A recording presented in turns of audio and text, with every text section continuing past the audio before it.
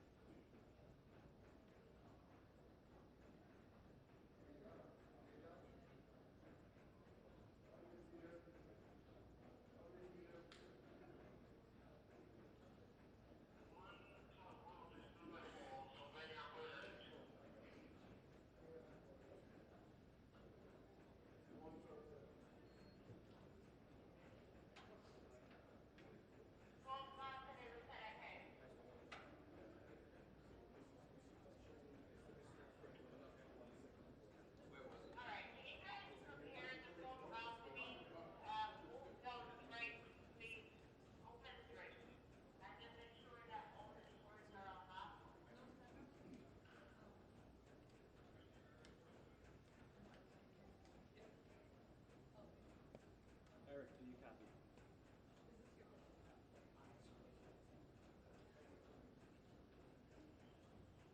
I'm saying Mac on camera 1.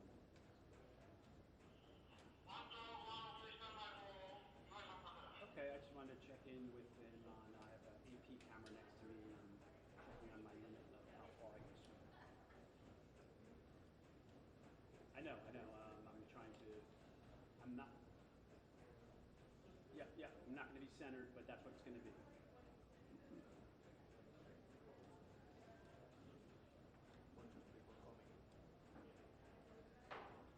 No, Mac, camera 1.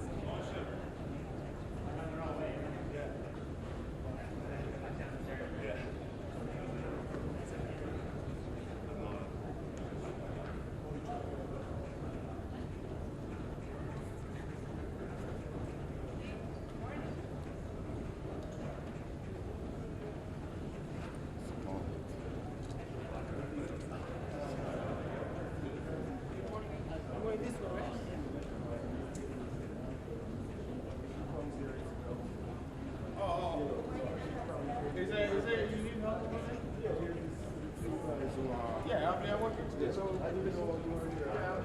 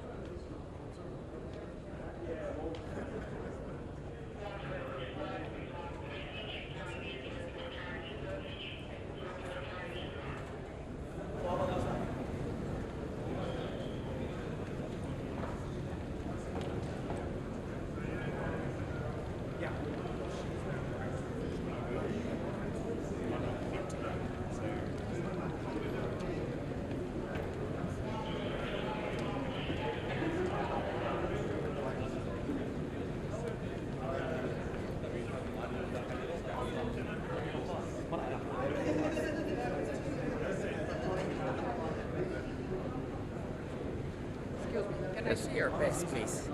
Sure. Are you with UNTV? Yeah.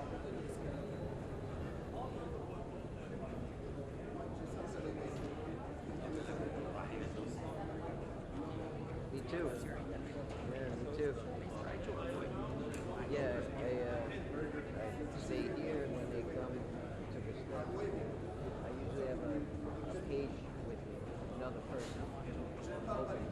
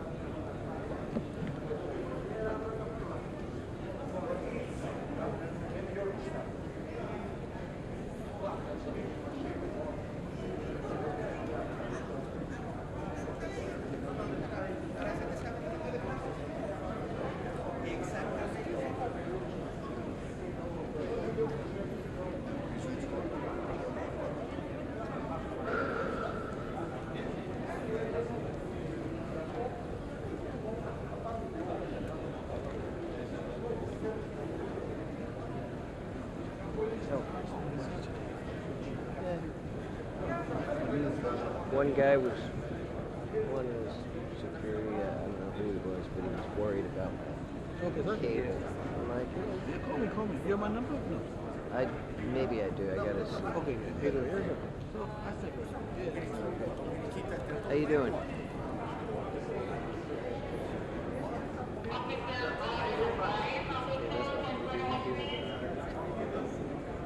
No, usually not. No tripod. They don't even give me a chair.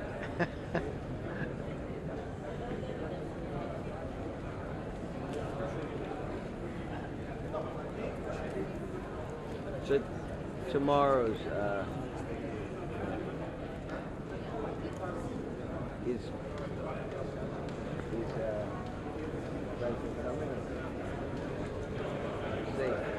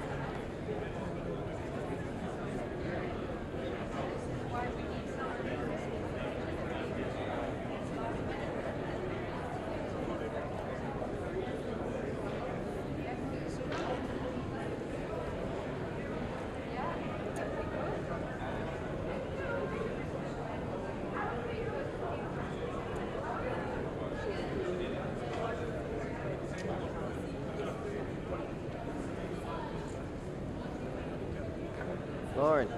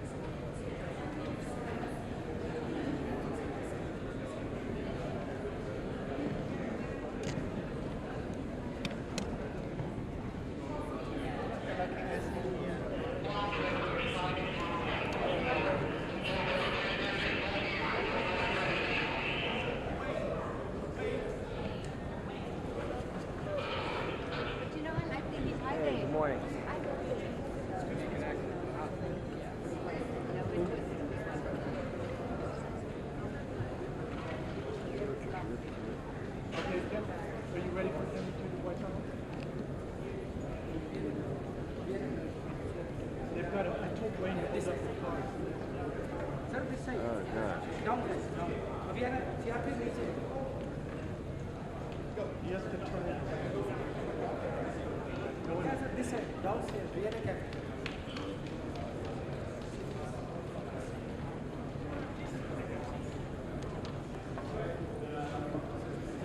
That's all the way.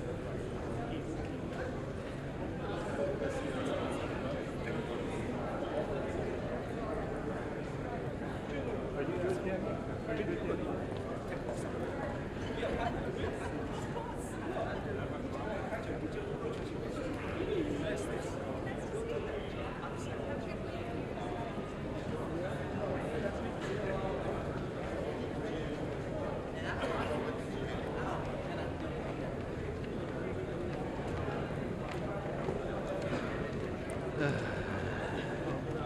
It's got a shot in it.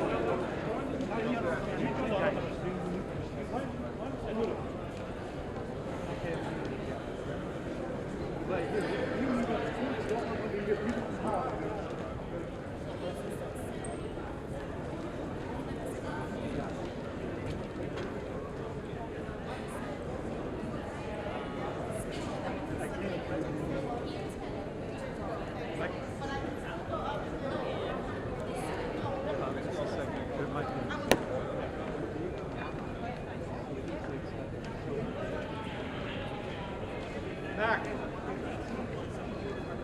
Back.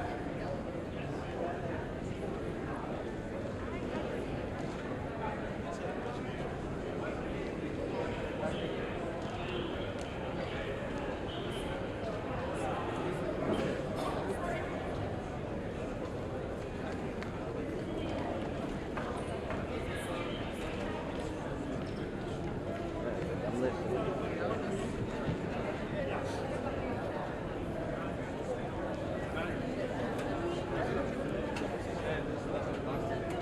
كنجي أنا يا رحمة.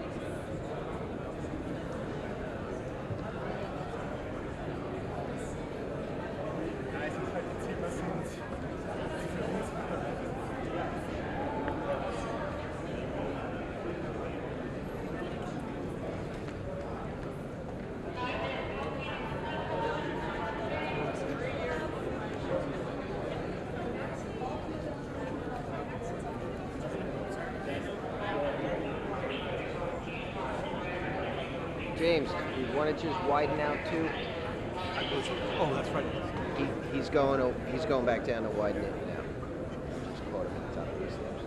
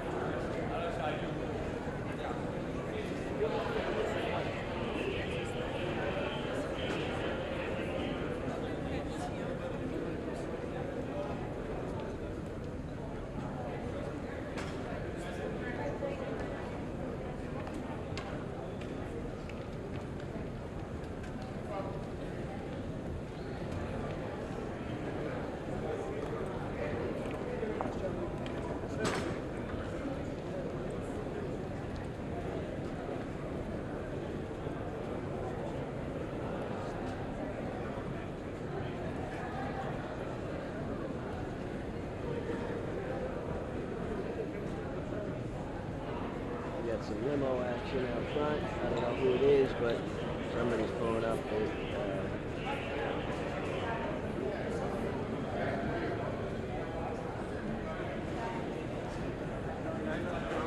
at the GA.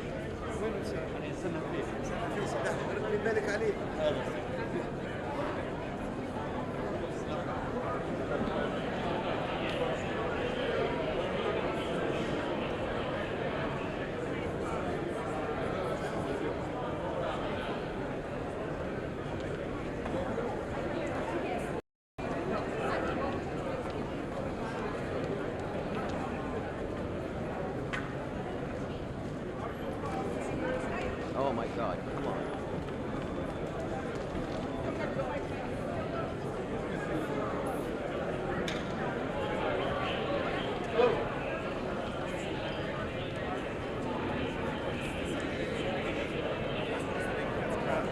Bye, Xavier.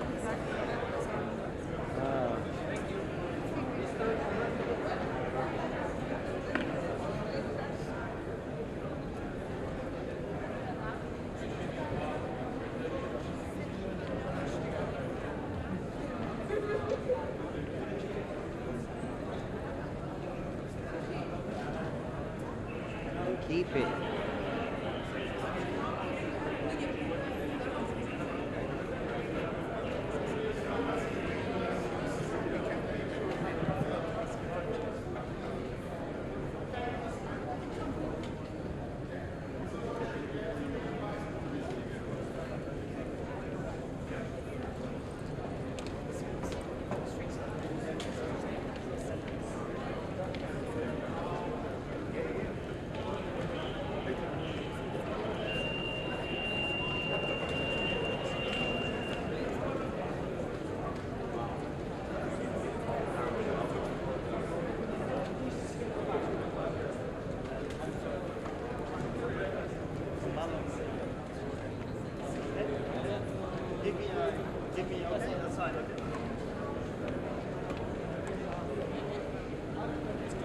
Okay, okay.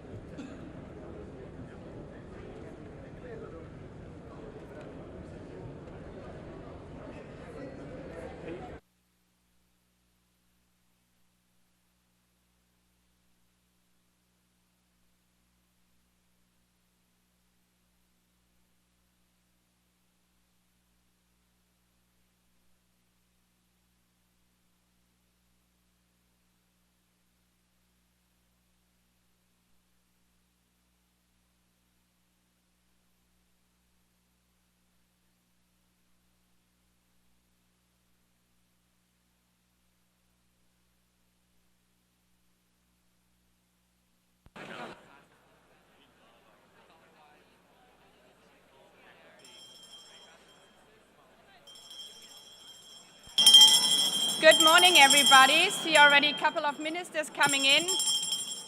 Please have a seat, dear colleagues. We have to start on time. Please have a seat right now.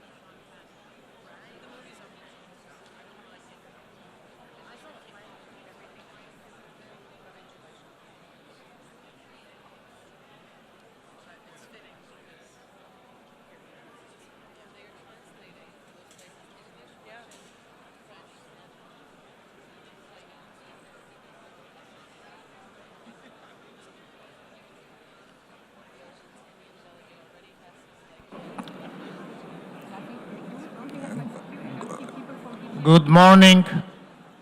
Good morning. I would appreciate if you can take your seats. We are going to start now.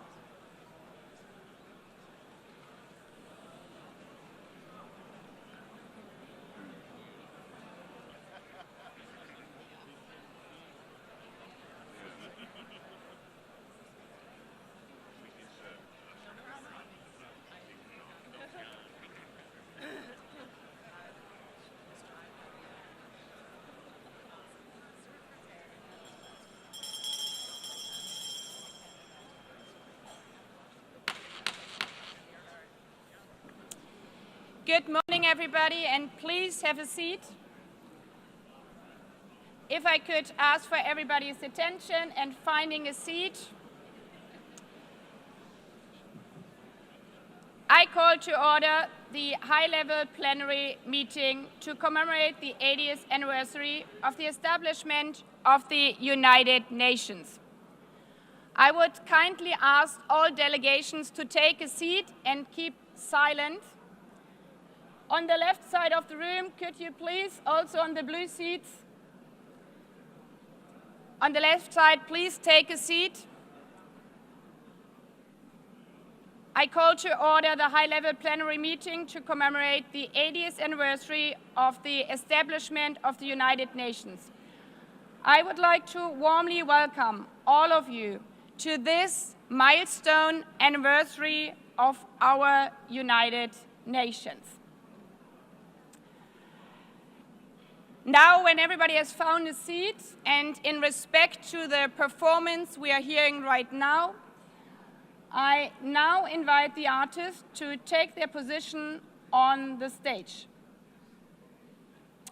I would like to welcome the Met Chorus artists, accompanied by pianist Mr. Howard Watkins, together with the Sing for Hope youth choirs, under the direction of Mr. Tillman Michael. They will be performing this morning the commemoration of the 80th anniversary of the establishment of the United Nations. I now invite delegations to sit down, enjoy and listen to the musical performance.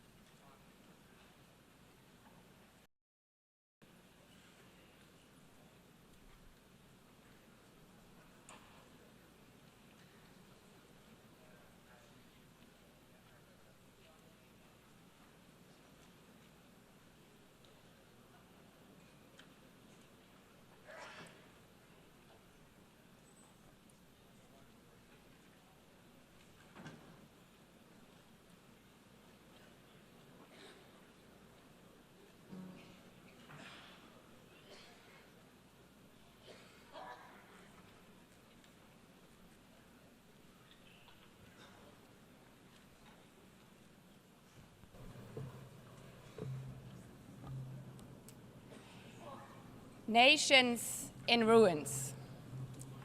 More than 70 million dead. 2 world wars in a single generation. The unspeakable horrors of the Holocaust. And 72 territories still under colonialism. This was our world 80 years ago. A desperate world, grasping for any sign of hope. Courageous leaders gave that hope through our Charter of the United Nations.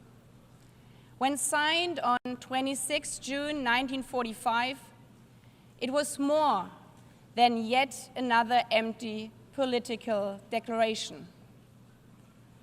It was a promise from leaders to their people and from nations to one another that humanity had learned from its darkest chapters. It was a pledge not to deliver us to heaven, but to never again be dragged into hell by the forces of hatred and unchecked ambition. An acknowledgement that our failures came not from a lack of power, but from complacency. And the strong belief that our world could be better, that we could be better together. In the darkest moments of history, our grandmothers and grandfathers had the humility, grace, and I dare to say, good sense, to put aside their differences, their self-interest and their resentments, and to agree to work together. When faced with the crossroads, they chose the right path, the path of hope. But hope is not blind optimism. It's not the guarantee that everything will work out. It's a deep belief that we are doing the right thing, regardless of whether we succeed. Today, the hours indeed feel dark once again. We stand at a similar crossroads. We see children without parents searching for food in the ruins of Gaza, the ongoing war in Ukraine, sexual violence in Sudan, gangs terrorizing people in Haiti, unfiltered hatred online, and floods and droughts all over the world. Is this a world envisioned in our charter? Do we really need to relearn the hard lessons? Today is not about celebrating. It's about remembering those hard lessons and drawing on the courage to once again agree, to find hope instead of resignation, to find the spirit from 80 years ago once again, to choose the right path, not because of any guarantee, but because of the conviction that it's the right thing to do. Mr. Secretary General, Excellencies, Heads of States, ladies and gentlemen, allow me to thank the artists, especially the young artists, for their wonderful performance, which have set the tone for our event. Today, as we mark 80 years of our United Nations, we are once again standing at a crossroads. We cannot take the easy path and simply give up. We have to choose the right path to show the world that we can be better together. Not because the last 80 years were perfect, not because for 80 years, because we have tried. For 80 years, this building has stood as a monument to our shared hopes for a better future. Yes, we have disagreed, we have struggled, but we have also triumphed. For 80 years, this institution has driven progress on sustainable development, peace and security, and human rights. Today's commemoration is not the story of an institution. It's a story of thousands, perhaps hundreds of thousands of people who tried to turn hope in something real. The people who stood between war and peace and chose peace. The people who are risking their lives to deliver food in Gaza.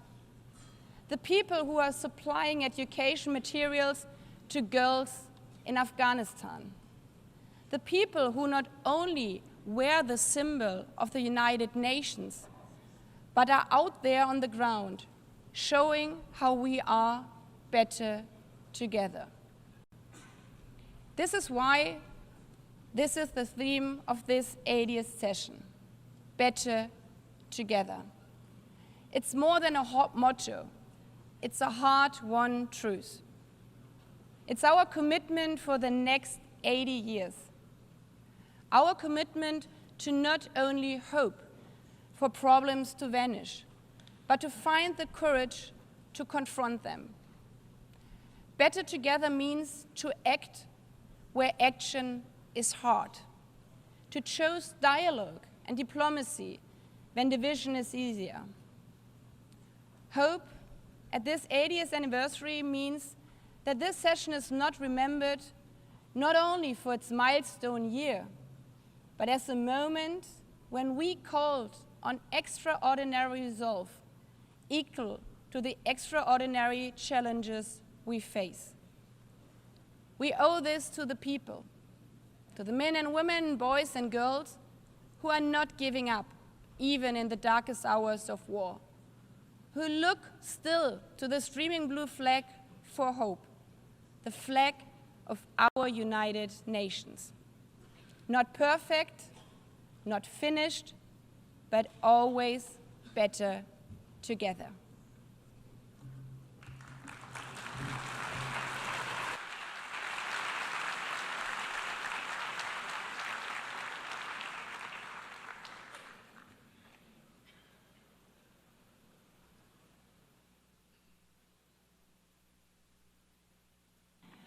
I now invite delegations to view a short film on the occasion of the 80th anniversary of the establishment of the United Nations entitled Better Together.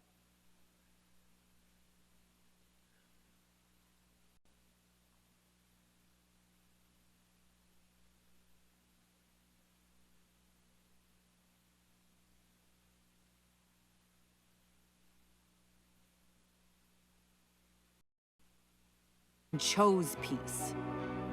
People who said, dignity cannot be broken. People who carried food on their backs, who rebuilt schools, who gave shelter to strangers.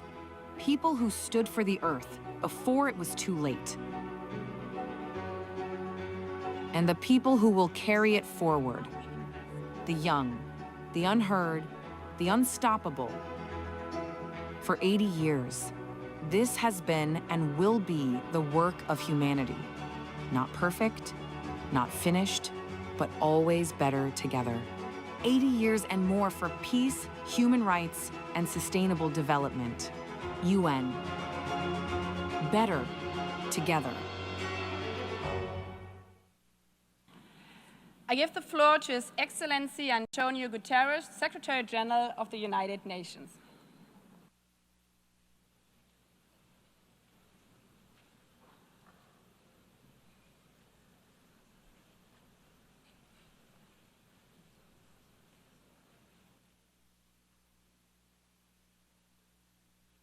Madam President of the General Assembly, Excellencies, ladies and gentlemen. As we mark the 80th anniversary of the United Nations, I invite you to return for a moment to our earliest days. When the organization first opened its doors, many of its staff bore visible wounds from war, a limp, a scar, a burn. One of them was Major Brian Urquhart, the second person to be hired by the UN. A British soldier during the Second World War. He had been blown up on a ship in the Channel, witnessed the liberation of the Bergen-Belsen concentration camp, and carried for the rest of his life the limp from a parachute that failed to open. He was not alone.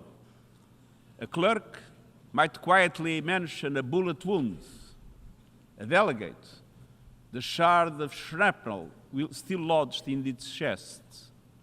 They had seen the worst of humanity, the horrors of the death camps, the cruelty of combat, cities entirely wiped out.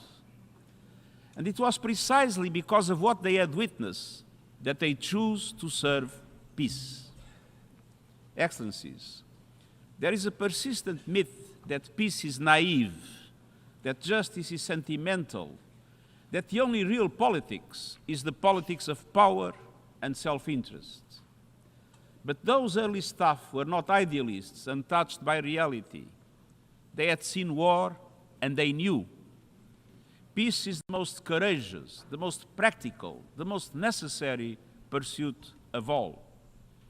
And in building the United Nations, they created something extraordinary, a place where all nations, large and small, could come together to solve problems that no country can solve alone. And yet, at this moment, the principles of the United Nations are under assault as never before.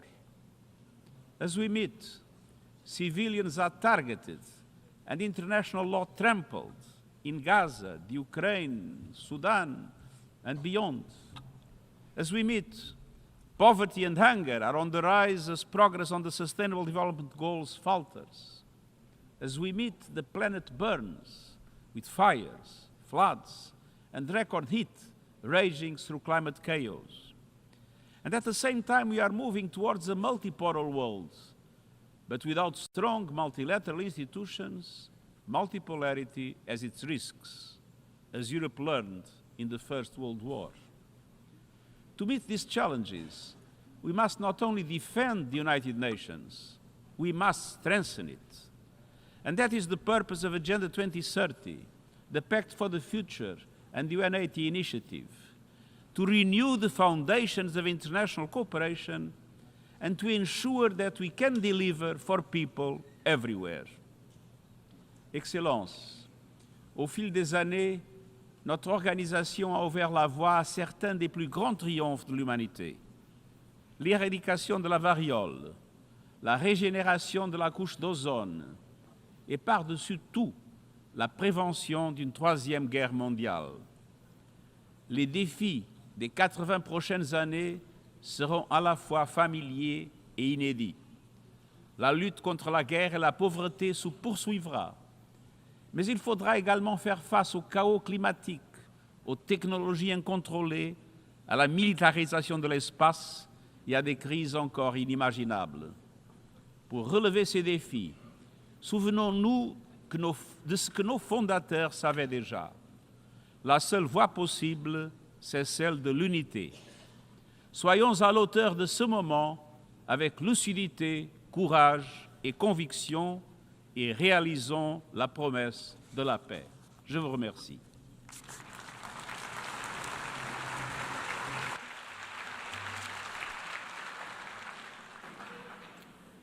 I thank the Secretary General.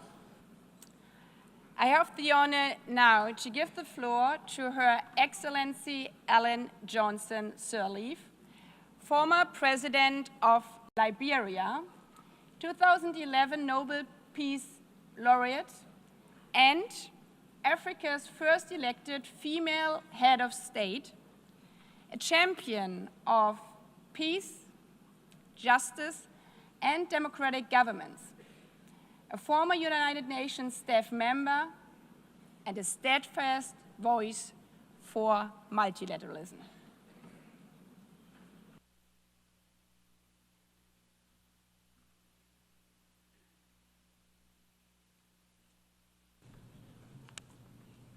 Excellencies, Madam President of the General Assembly, Secretary General, distinguished delegates, friends, I'm honored to address this high-level meeting on peace and security as part of the UN 80th anniversary. 80 years after the founding, we must recommit to the Charter, to our common security, to the belief that nations can choose dialogue over destruction. We begin in Africa, our shared cradle of resilience and hope, where democracy is weakening, where fractures across borders from Sudan to the Sahel to the Great Lakes strain our regional architecture. Yet, across Africa, communities stand up to extreme violence.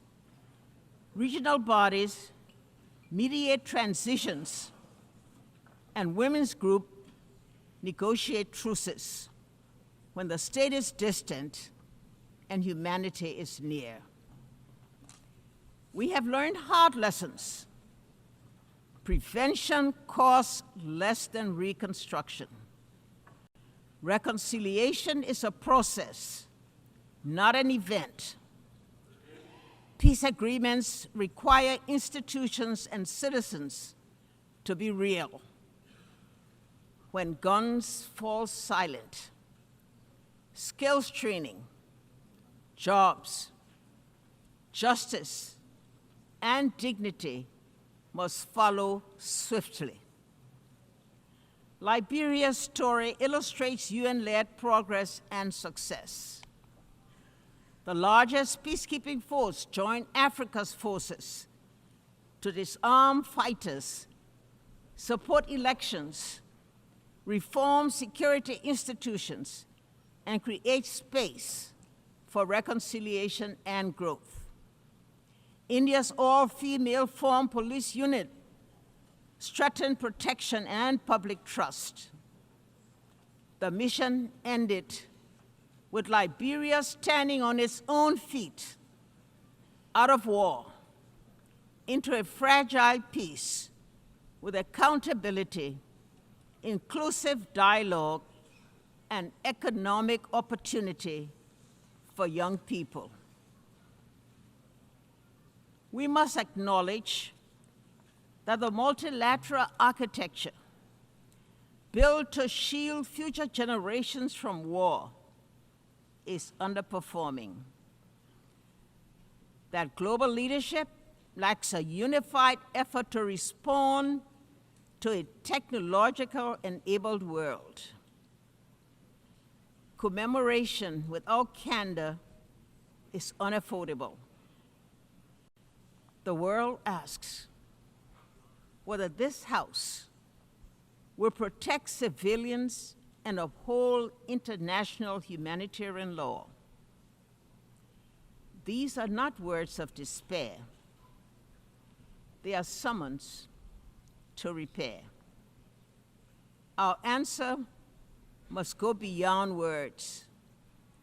It must translate into actions felt by a family in a tent, a nurse in a clinic, a child in school. A call for change, a renewed vision of collective security, and a broader approach to the triple planetary crisis and worsening inequality. The call for the new design of a new vision, better together, must ensure immediate protection of civilians, finance for conflict prevention, proposals that pay real people, leaders who are audible and accountable, women at the table with budgets that guarantee their participation in all peace negotiation delegations, and the de-weaponization of the information space. None of this is beyond our reach. It demands humility to listen, courage to compromise, persistence to implement. Peace is not built only in conference rooms, but in classrooms where girls learn without fear, clinics where mothers deliver safely, markets where youth find dignified work, courts where law is fair, and in daily acts of neighborly coexistence. 80 years on, the United Nations founding generation would ask if we are still worthy of the hopes inherited. Our answer must be yes. Not because the world is less dangerous, but because our determination is stronger. Better together. Your theme,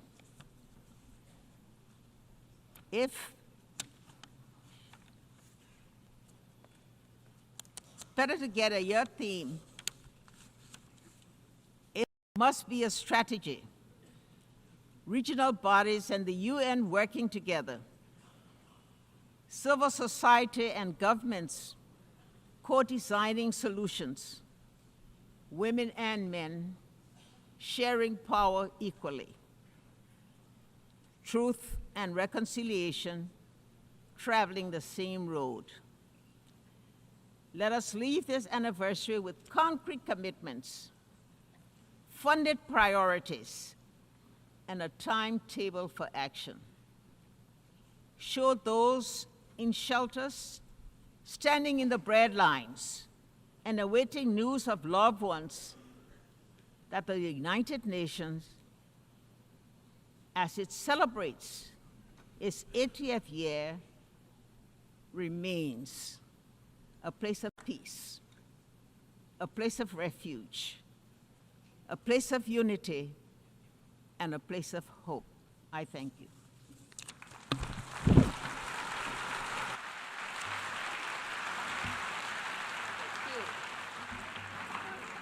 I thank Her Excellency Ellen Johnson Sirleaf for your strong and wise words.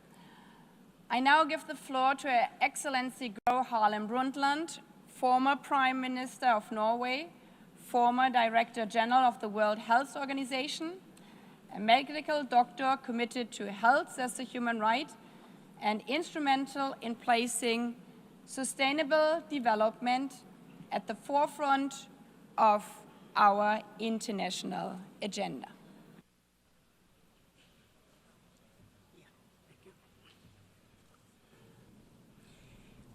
Madam President, Secretary General, Excellencies, ladies and gentlemen, it is a great honor for me to address you marking the 80th anniversary of the United Nations. I was born at the cusp of the World War II. My parents were both active in the resistance against the Nazi occupation of Norway, and we had to flee the country. Some of my earliest memories are from Sweden, where my parents worked for Norwegian refugees. And I grew up in a Europe where the ravages of war were still clearly visible, where millions carried terrible scars on their bodies and their souls.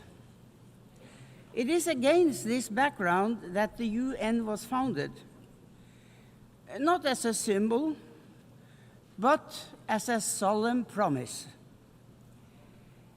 A promise to equip humanity with legal and diplomatic tools to prevent wars of conquest and domination. A promise to enshrine universal human rights as a bulwark against totalitarianism, racism, and oppression. A promise to foster peace, development, and dignity for all people. So, Madam President, let me highlight two areas where the UN has made an undeniable difference that also are part of particular importance to me personally. First, sustainability. When Secretary General Javier Pérez de Cuellar asked me to chair the World Commission on Environment and Development, I accepted with great humility. And I am very proud of the report we produced, Our Common Future. It helped cement the concept of sustainable development in our collective consciousness.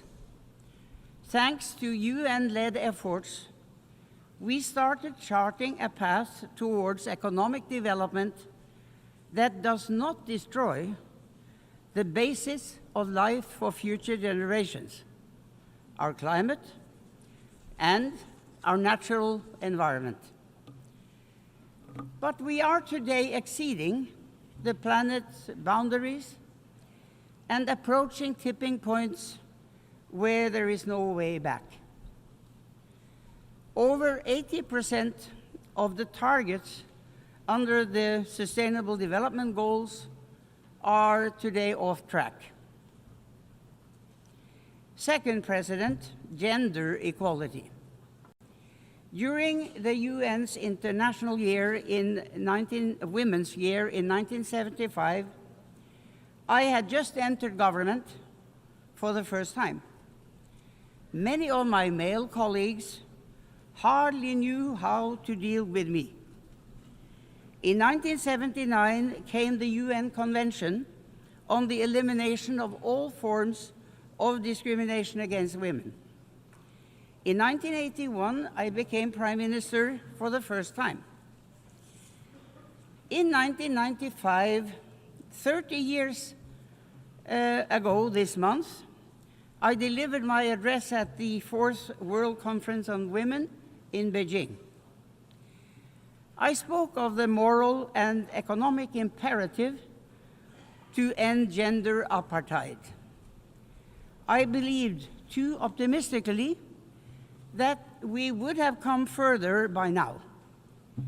I did not foresee the intensity of the pushback that would come. Even today, there are countries where not a single woman sits in the highest decision-making bodies, including among the P5.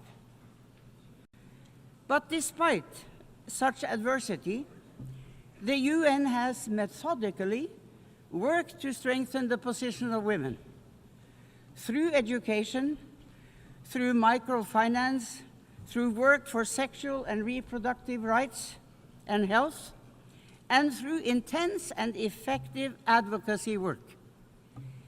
With resolve and determination, we will get there in the end. So, Madam President, I have lived longer than most of you. I have witnessed the tangible differences the UN makes through economic upturns and downturns, political ebbs and flows. I have no patience for those who dismiss the UN as outdated. We are going through a time of great geopolitical shifts and impressive, but also frightening, technological development. The UN as our common hub for getting the facts on the table, debating and deciding on solutions, and acting is more important than ever. We owe that not just to ourselves, but to the generations to come. Thank you.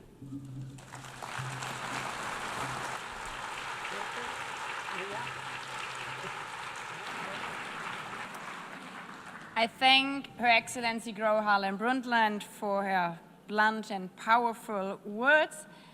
I have the honor now to give the floor to Ms. Maria Ressa, 2021 Nobel Peace Prize laureate, award-winning journalist, professor at Columbia University, co-founder of Rappler online news site, and a fearless defender of freedom of expression in the face of constant political harassment and arrests. President Baerbock, Secretary General Guterres, distinguished delegates, ladies and gentlemen. I'm normally chasing you here, and here I am. It's actually a very interesting place. Look, 80 years ago, this institution was born to prevent humanity from destroying itself. Never again, after fascism manipulated information, eroded truth, and dehumanized entire populations to enable genocide and global war. Today, we stand on the rubble of the world that was, and the challenge is to rebuild the United Nations for now, for this moment, when similar forces that led to those atrocities 80 years ago are now surging through digital platforms, insidiously manipulating us for power and profit. The biggest battle we face today is impunity, and it leads to our dehumanization in both the physical world, where wars rage from Ukraine to Gaza, and in the virtual world, where our minds and emotions are manipulated by surveillance capitalism for profit. To fight that, we need information integrity to remind us to be human. I became a journalist because information is power. But news groups lost our gatekeeping powers when an atom bomb exploded in our information ecosystem, a technological one that's silently destroying the very foundations the UN was built to protect. This is the deadliest period for journalists in recorded history. More than 240 journalists killed in Gaza alone. More than died in World War I, World War II, Vietnam, and the former Yugoslavia combined. This is unprecedented. They're targeted, and there must be accountability. We're living through an information Armageddon, where lies spread 6 times faster than facts on social media. That's a 2018 MIT study. It is so much worse today with generative AI. And the 3 sentences I've said over and over since 2016, without facts, you can't have truth. Without truth, you can't have trust. Without these 3, we don't have a shared reality. We can't begin to solve any problems, let alone the existential ones you heard from the speakers before me. We cannot have journalism, we cannot have electoral integrity, we cannot have democracy. This is manipulation of human behavior at the cellular levels of our countries. Algorithms reward outrage over empathy, spreading fear, anger, and hate, pumping us full of toxic sludge. Regulating technology isn't a free speech issue, it's about public safety. Because as has been proven time and time again, online violence is real-world violence. As a Filipino, I'm proud that my country was a charter member of the United Nations, one of only 3 Asian founding nations. Our commitment to multilateralism and peace runs deep. But that legacy was tested under the Duterte administration. Among the actions it took, it filed 11 criminal charges against me in a little over a year. Until today, I still need Supreme Court approval to be here. But I'm here.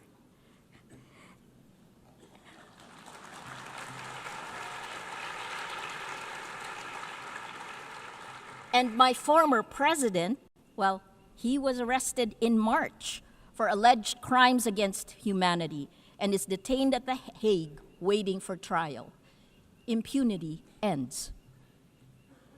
The rule of law, championed now by the Philippines as it chairs the 6th Committee on Legal Questions, ultimately prevailed.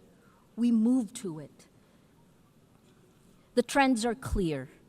We are electing illiberal leaders democratically. As of March this year, VDEM said that 72% of the world is now under authoritarian rule. So we turn to you at the UN. It has its critics because you have to move faster. Security Council votes paralyze action on major crises. Outdated representation excludes rising powers. Bureaucratic processes respond too slowly to urgent threats. But as you know, the solution isn't to abandon multilateralism, it's to strengthen it by addressing the very impunity that undermines international law. At this time of creative destruction, I implore you to create. Here are 3 solutions. First, end big tech impunity through global accountability. We need binding standards for international to restore and regulate information integrity, just as we have for nuclear weapons and climate change. There are 2 new initiatives, first from the Vatican, created last weekend with His Holiness Pope Leo XIV, a declaration demanding artificial intelligence remain under human control with clear accountability mechanisms. The second one will be launched later today, a global call for AI red lines, which more than 200 of us have signed. We urge your governments to establish clear international boundaries to prevent universally unacceptable risks for AI, at the very least define what AI should never be allowed to do. Second, build alternative infrastructures for trust. It isn't just big tech that failed to protect the public in the virtual world, it's also you, the governments. At Rappler, we built a chat app using open source protocols. Countries that care about data privacy, France, Germany, all their government websites are on the Matrix protocol. It allows real people to talk to real people without manipulation. The vision is a global federation of trusted news organizations, because this is how journalism will survive and how we begin to build infrastructures of trust. Finally, the third one, create. Create, that's our word today. Invest in comprehensive solutions. Let your imagination run. 3 examples that's happening now. More than 3/4 of UN members now recognize Palestinian statehood, showing that international law can advance despite impunity.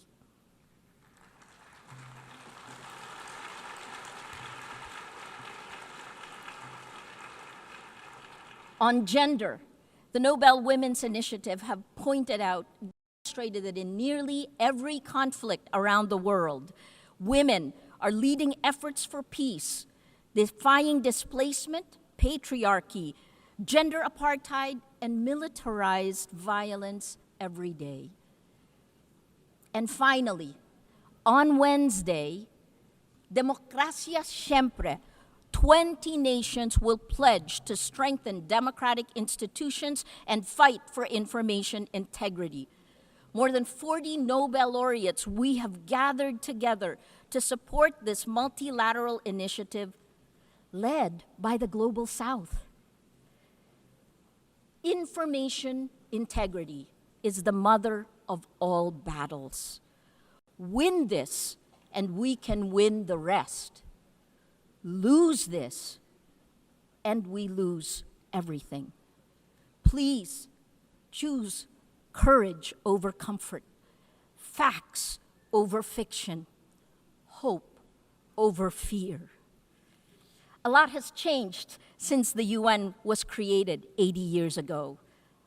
But its values, peace, human rights, justice, rule of law, these are more essential today than ever.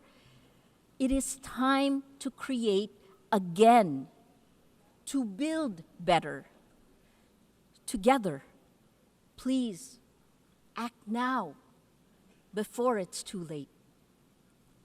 Thank you.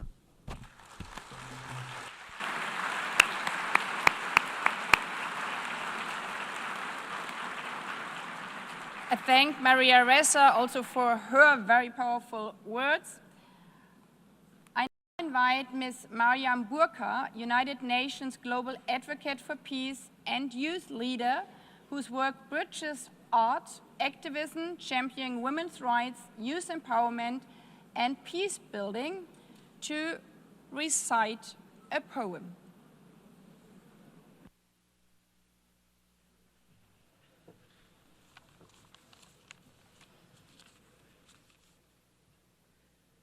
The President, Secretary General, distinguished delegates, excellencies, good morning. Walking these halls, I realized that the United Nations was not built from harmony.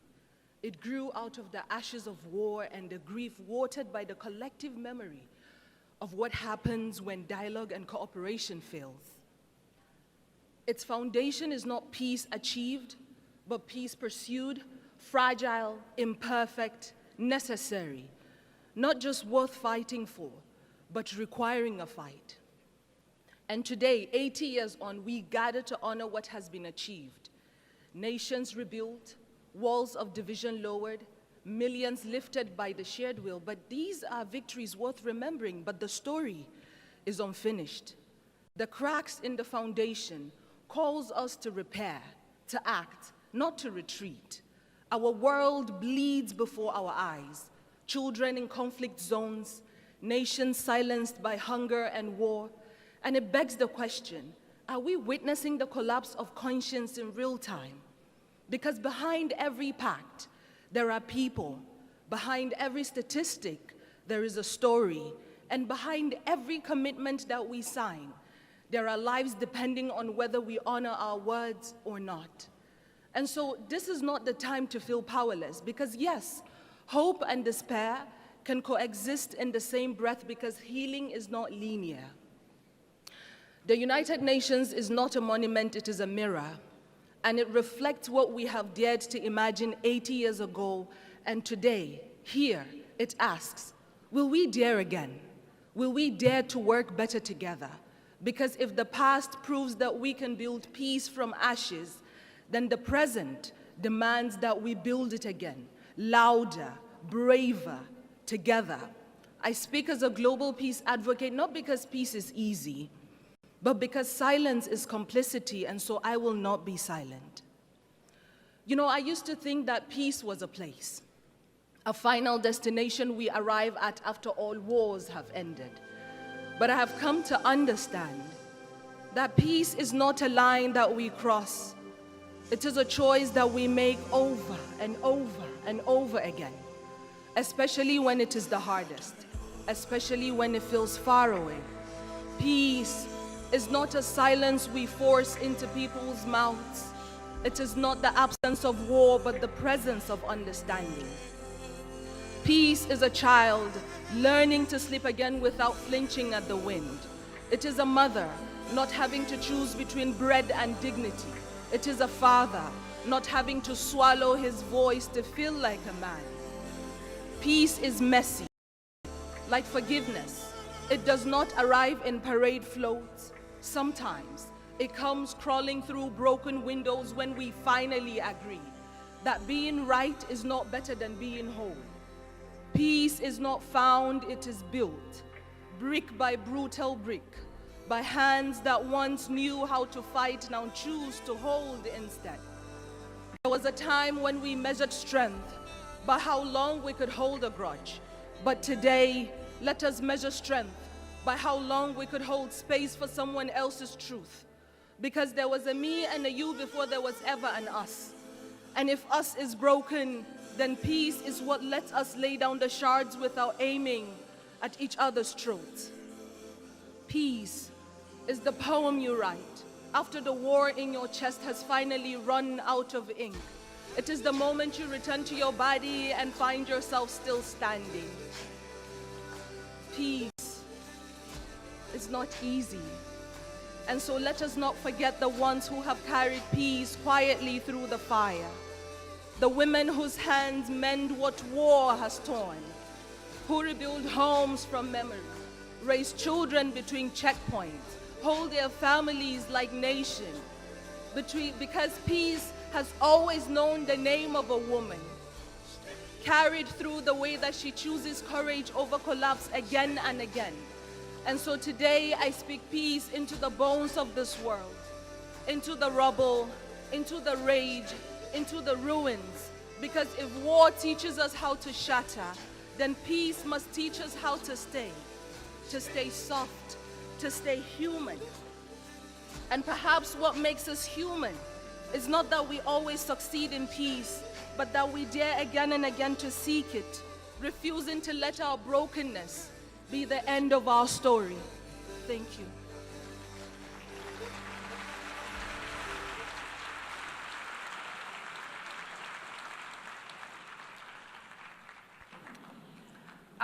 Thank Ms. Burkhan, and as we conclude and after listening to this beautiful poem, let me emphasize again, peace is only a word and better together is only a slogan until we embrace it. So I invite you to embrace and live up to be better together over this 80th session. This is not the story of an institution. It's the story of people. People who stood between war and peace and chose peace. People who said, dignity cannot be broken. People who carried food on their backs, who rebuilt schools, who gave shelter to strangers. People who stood for the earth before it was too late. And the people who will carry it forward, the young, the unheard, the unstoppable. For 80 years, this has been and will be the work of humanity. Not perfect, not finished, but always better together. 80 years and more for peace, human rights, and sustainable development. UN. Better together. Before adjourning this meeting, I would like to remind delegation that the high-level meeting on the 30th anniversary of Fourth World Conference on Women will begin immediately in this hall. Delegations are therefore requested to remain seated while the stage is being prepared for the next meeting. The high-level plenary meeting to commemorate the 80th anniversary of the establishment of the United Nations has concluded. I thank you. The meeting is adjourned.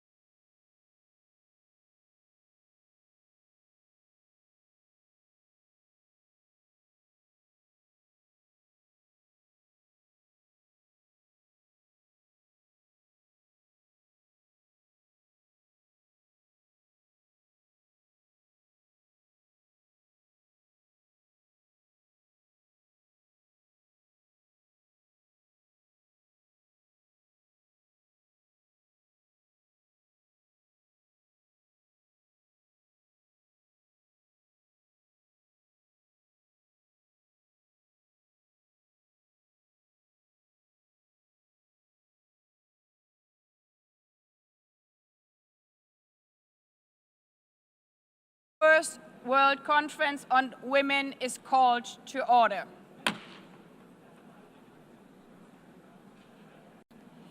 Heads of state and government, Secretary General of the United Nations, Excellencies, distinguished delegates, distinguished participants.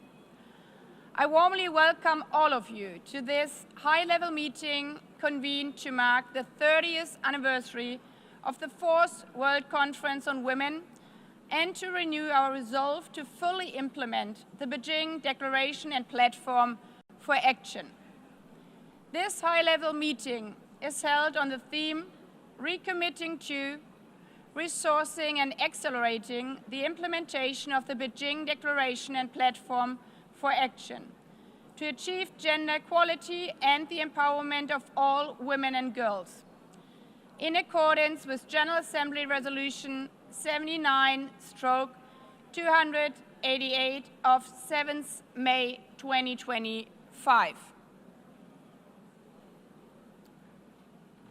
Allow me now to make a statement as President of the General Assembly.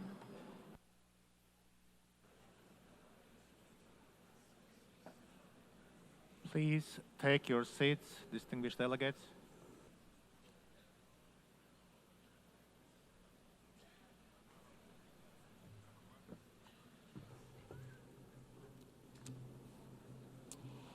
Human rights are women's rights, and women's rights are human rights, once and for all. When these famous words were spoken by Hillary Clinton 30 years ago in Beijing, they were revolutionary. But if our daughters heard this today, wouldn't they rather think, why would women's rights not be human rights?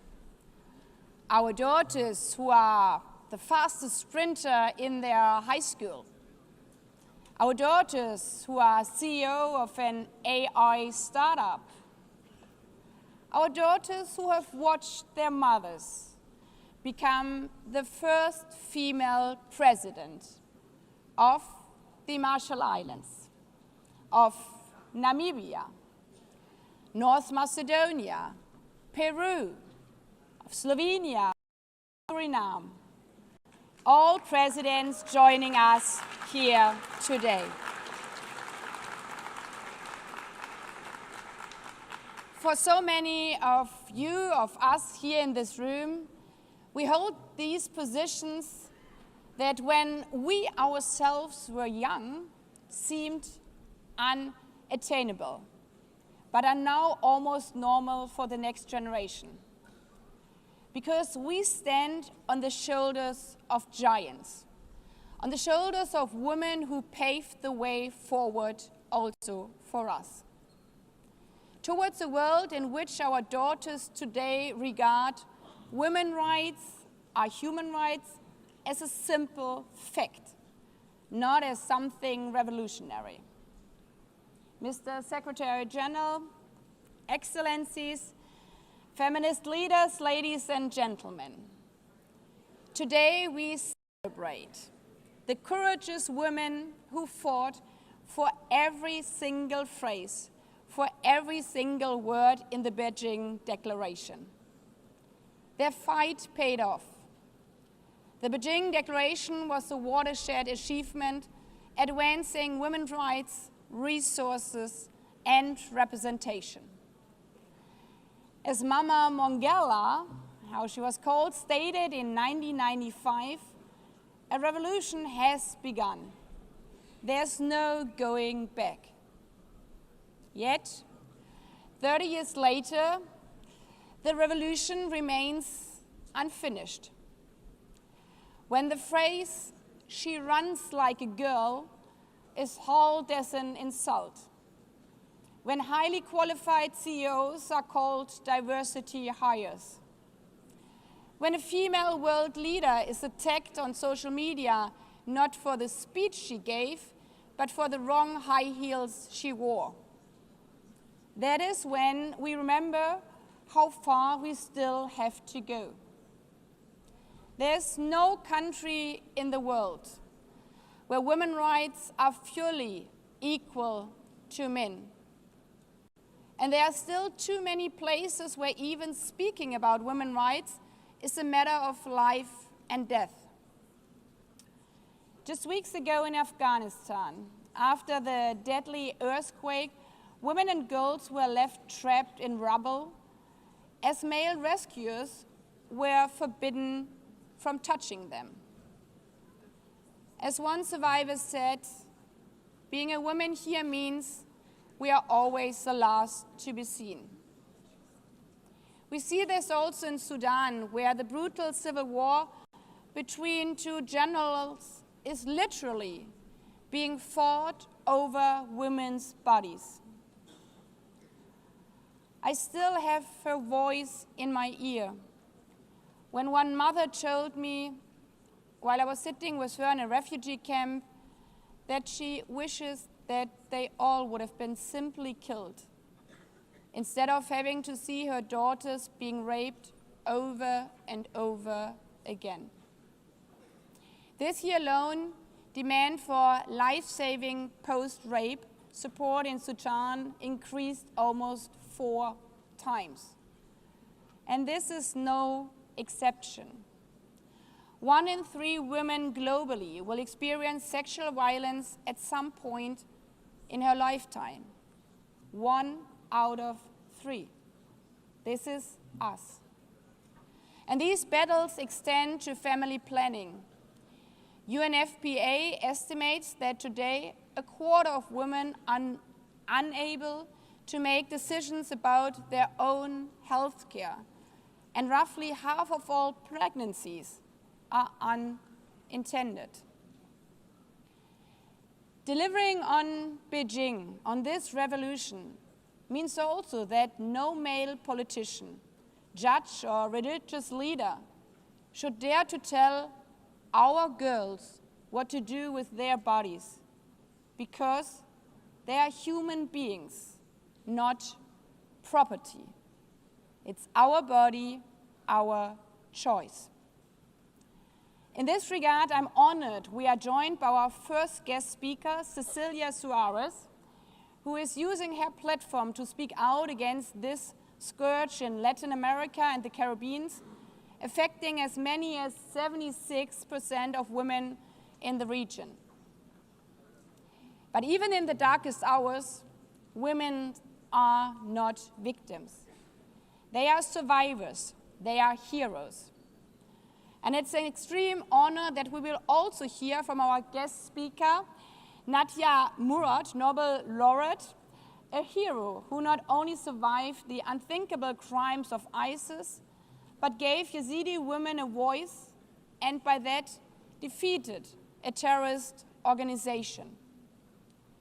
Women like Nadia Murad remind us that women's rights are not only human rights, but human rights are the best weapon for peace.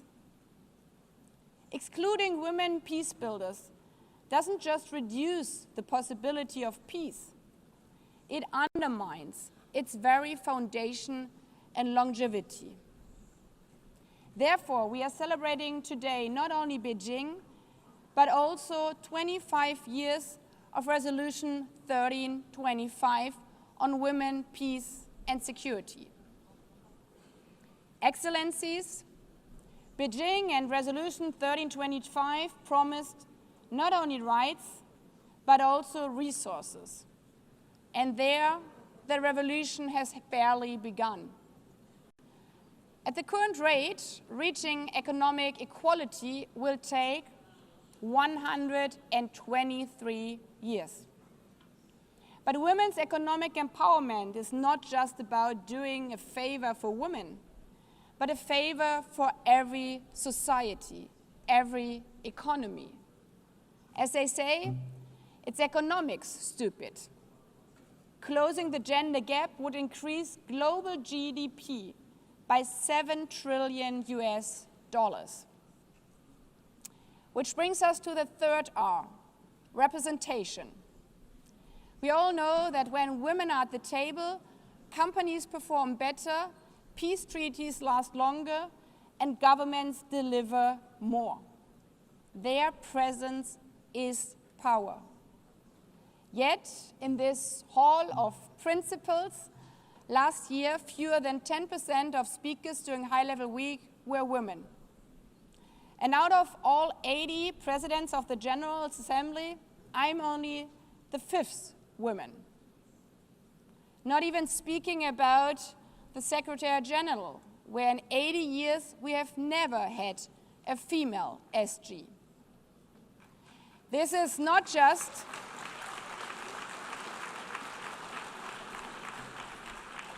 This is, as we can hear, not just a matter of representation, it's a matter of credibility to practice what we preach.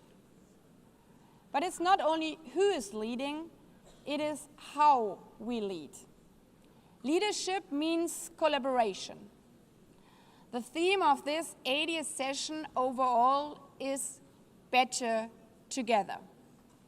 A motto which also guided Beijing, where so many women came together in networks like Femnet, led by Memory Kachamba, a guest speaker here also today.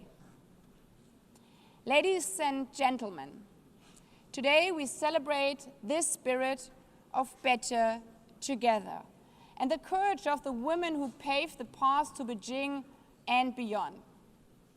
But tomorrow we go back to work. As female presidents, as male presidents, as Olympic sprinters, as CEOs, as ordinary mothers and daughters. And just in case, while finishing the revolution from Beijing, we might hear that contemptuous phrase, "you run like a girl," we should remember what little girls all around the world would do. Exactly that. Proudly run like a girl, fast as hell, even in high heels, showing that women's rights are always human rights, that they are our rights, our future.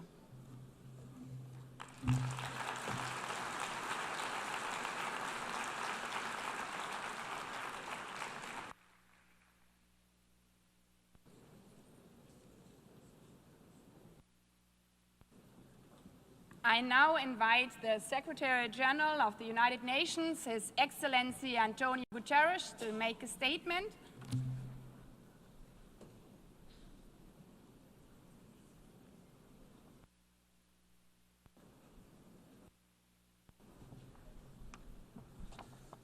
Madam President of the General Assembly, Excellencies, dear friends. 30 years ago, the world came together to affirm that the rights of women and girls are not separate, secondary, or negotiable.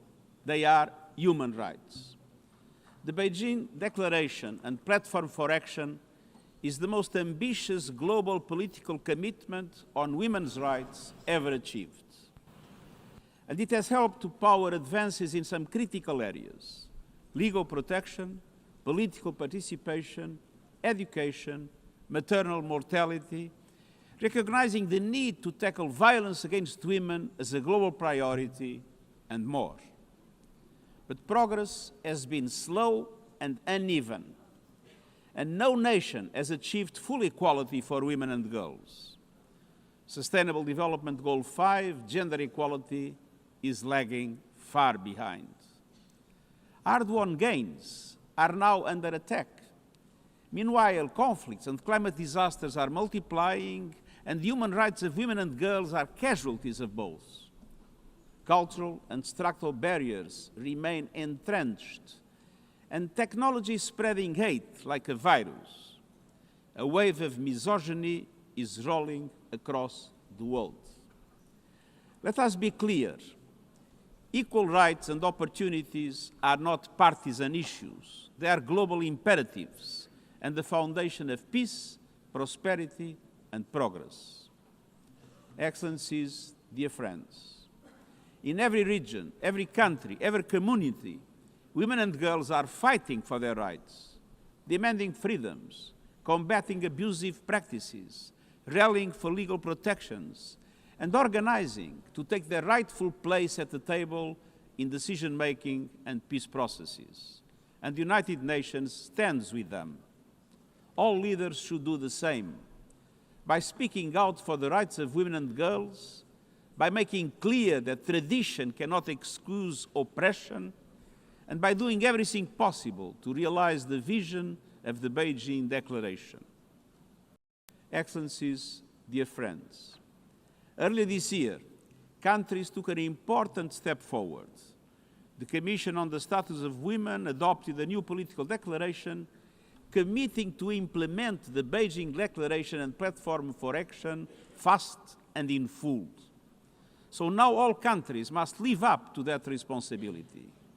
We need strong, visible support at the highest levels and concrete plans backed by real investment to support women's organizations, services, and solutions, to deliver the Beijing Plus 30 action agenda, to advance socio-economic empowerment, to defend women's rights, and to confront a challenge that was barely imagined 3 decades ago. Artificial intelligence is reshaping our world, but the transformation is unfolding in an industry dominated by men, shaped by biased data, and driven by algorithms that frequently reinforce discrimination. We must confront violence and online hate and ensure that technology serves equality, not exclusion. And that includes a priority in investing in women and girls' education in science, technology, engineering, and mathematics. Because women's participation in decision-making on this issue and every other, it is not a gift, it is a right. It strengthens societies, enriches debate, and boosts equality across the board. We must remove systematic obstacles to equality for women and girls. From discrimination to unequal pay and inequality before the law, we need universal ratification of the Convention on the Elimination of all forms of discrimination against women. Excellences, enfin, nous devons prendre des mesures proactives pour assurer la participation des femmes à la prise de décision à tous les échelons. Ici, aux Nations Unies, grâce à des efforts soutenus, nous avons atteint et maintenu la parité hommes-femmes parmi les cadres dirigeants. And allow me a brief explanation on this. Some think that we had to bend the rules in favor of women to reach parity. Totally wrong. The only thing we did was to guarantee that there was effective equality opportunities for women and men, and that the selection processes had not a misogynist bias. And the result was parity at the level of the high direction of the United Nations.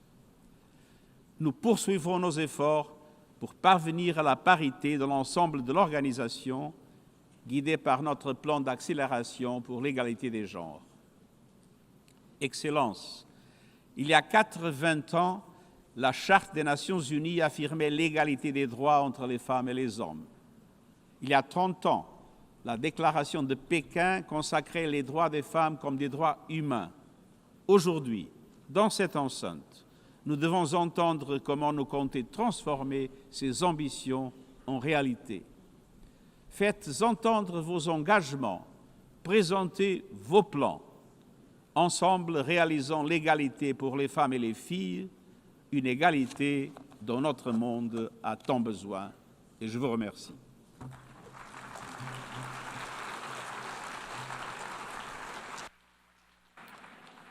I thank the Secretary General. I now invite Her Excellency Huang Shouwei, Deputy Head of the National Working Committee on Children and Women of the State Council of China, as host of the 4th World Conference on Women, to make a statement.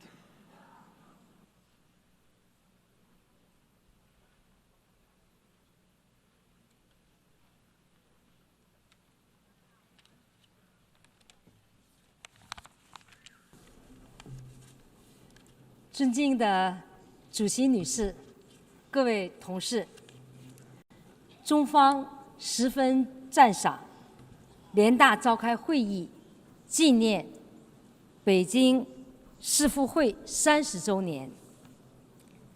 正如刚刚主席女士所言，北京宣言和行动纲领对女性而言，它的重要意义是具有里程碑性的。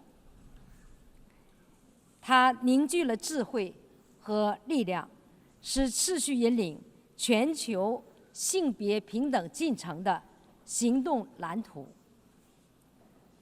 30年来，我们共同见证了北京世妇会催生的巨大变化，从推动法律变革到完善社会服务，从增强妇女权能到支持妇女参与，各国追求男女平等的行动在普遍的加强，无数妇女实现了从沉默到发声，从边缘到中心，从依附到独立的深刻变革，充分彰显了北京宣言和行动纲领的历史远见与穿透时空的生命力。男女平等不仅是人权，更是实现可持续发展的有力杠杆。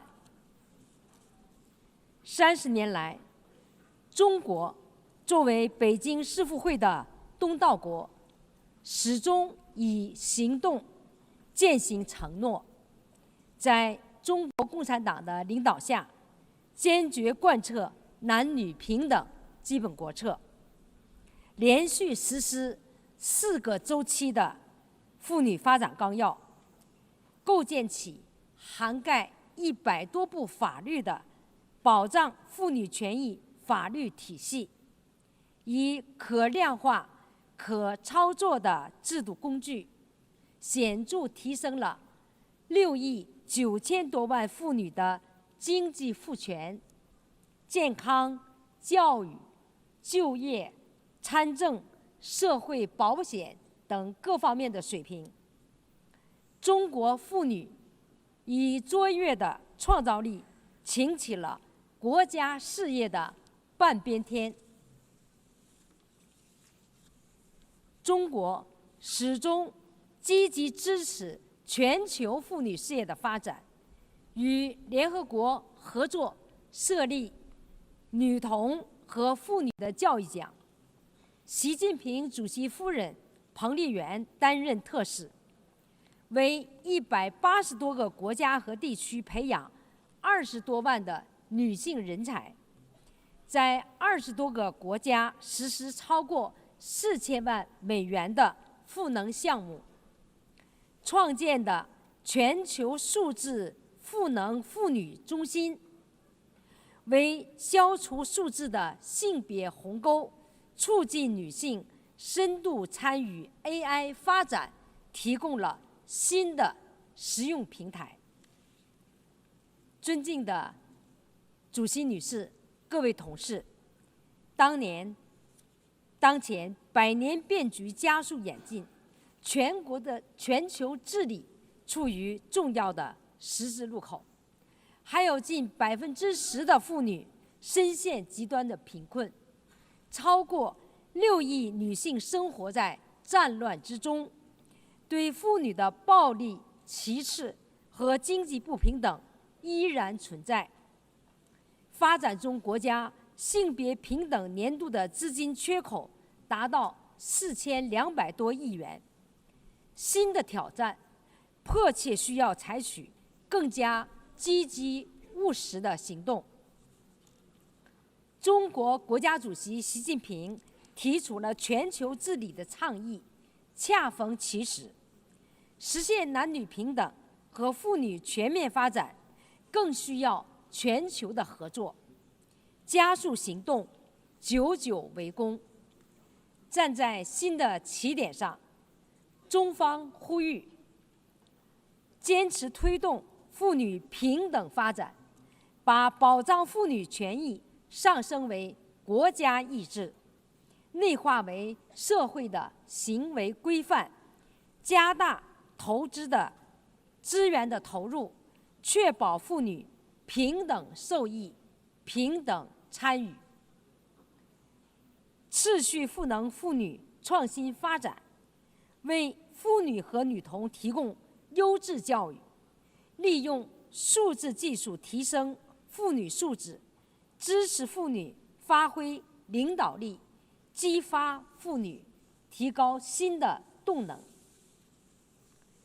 促进全球妇女共同发展，践行真正的多边主义，发挥联合国的重要作用，深化南南合作和南北对话，加大对发展中国家资金和技术的支持，不让一个妇女和女童掉队。尊敬的主席女士、各位同事们，男女平等不仅关乎女性，更关乎人类文明的进步。让我们牢记初心使命，不断把北京宣言和行动纲领的蓝图转化为实实在在的成果，携手构建人类命运共同体。我们期待在全球妇女峰会在北京与大家见面。谢谢大家。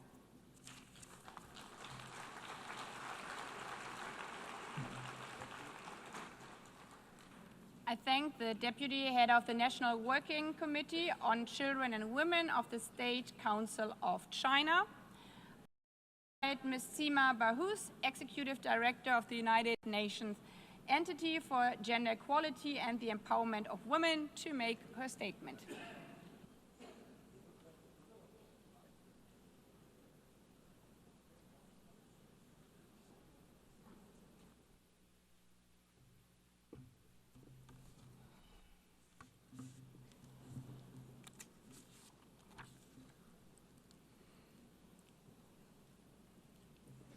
Madam President of the General Assembly, Secretary General, distinguished heads of state and government, Your Majesties, Ministers, Excellencies. 30 years ago, the Beijing Declaration and Platform for Action changed the world. It brought the UN Charter's principles and promises to life for women and girls. Human rights, dignity, equality. To this day, the Beijing Declaration remains the most visionary, groundbreaking, and far-reaching global agenda for gender equality and women's rights. And it has delivered. Today, girls are far more likely to finish school than any other moment in history.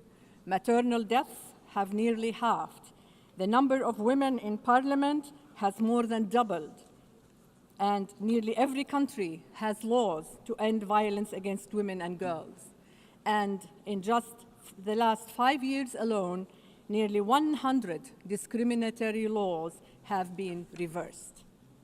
Every step forward was hard-won by feminist movements, by governments, by the multilateral system, and every step forward proved the same truth: gender equality works.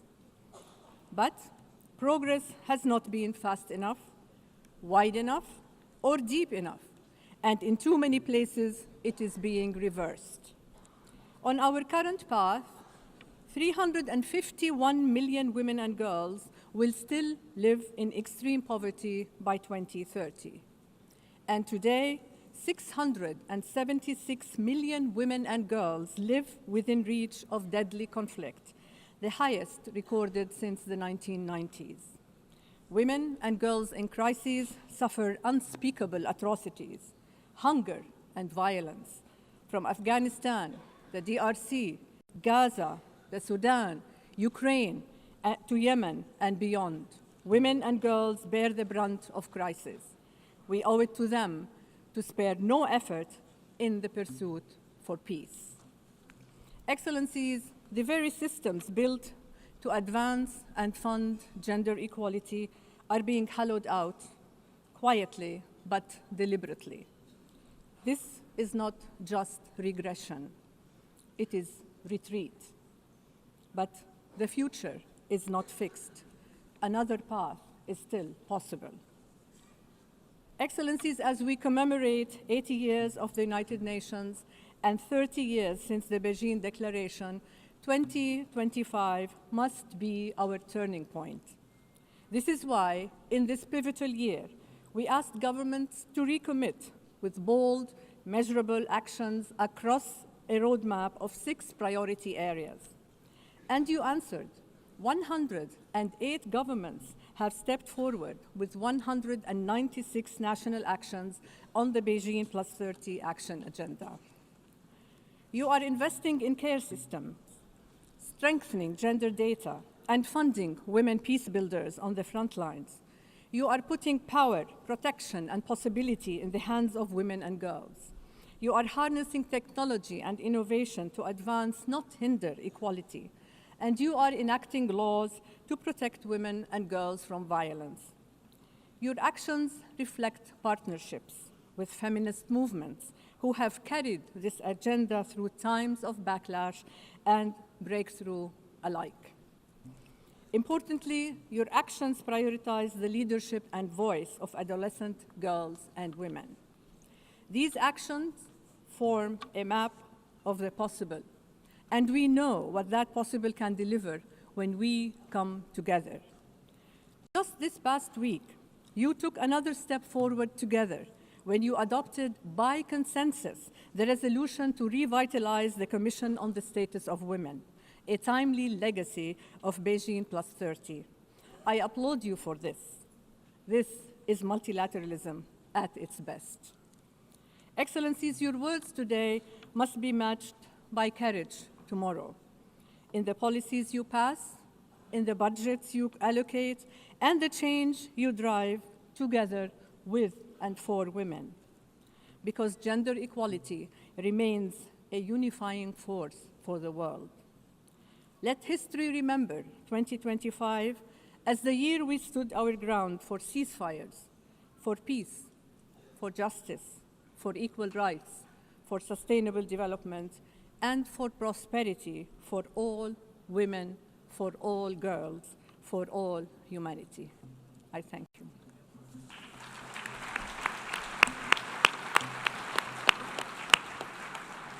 I thank the Executive Director of the United Nations Entity for Gender Equality and the Empowerment of Women.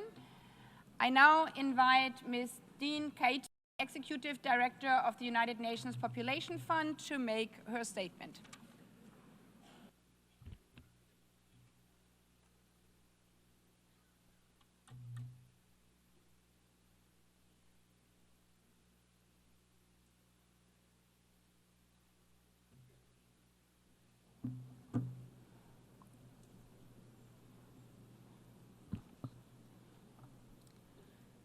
Mr. Secretary General, Madam President, Excellencies, esteemed colleagues.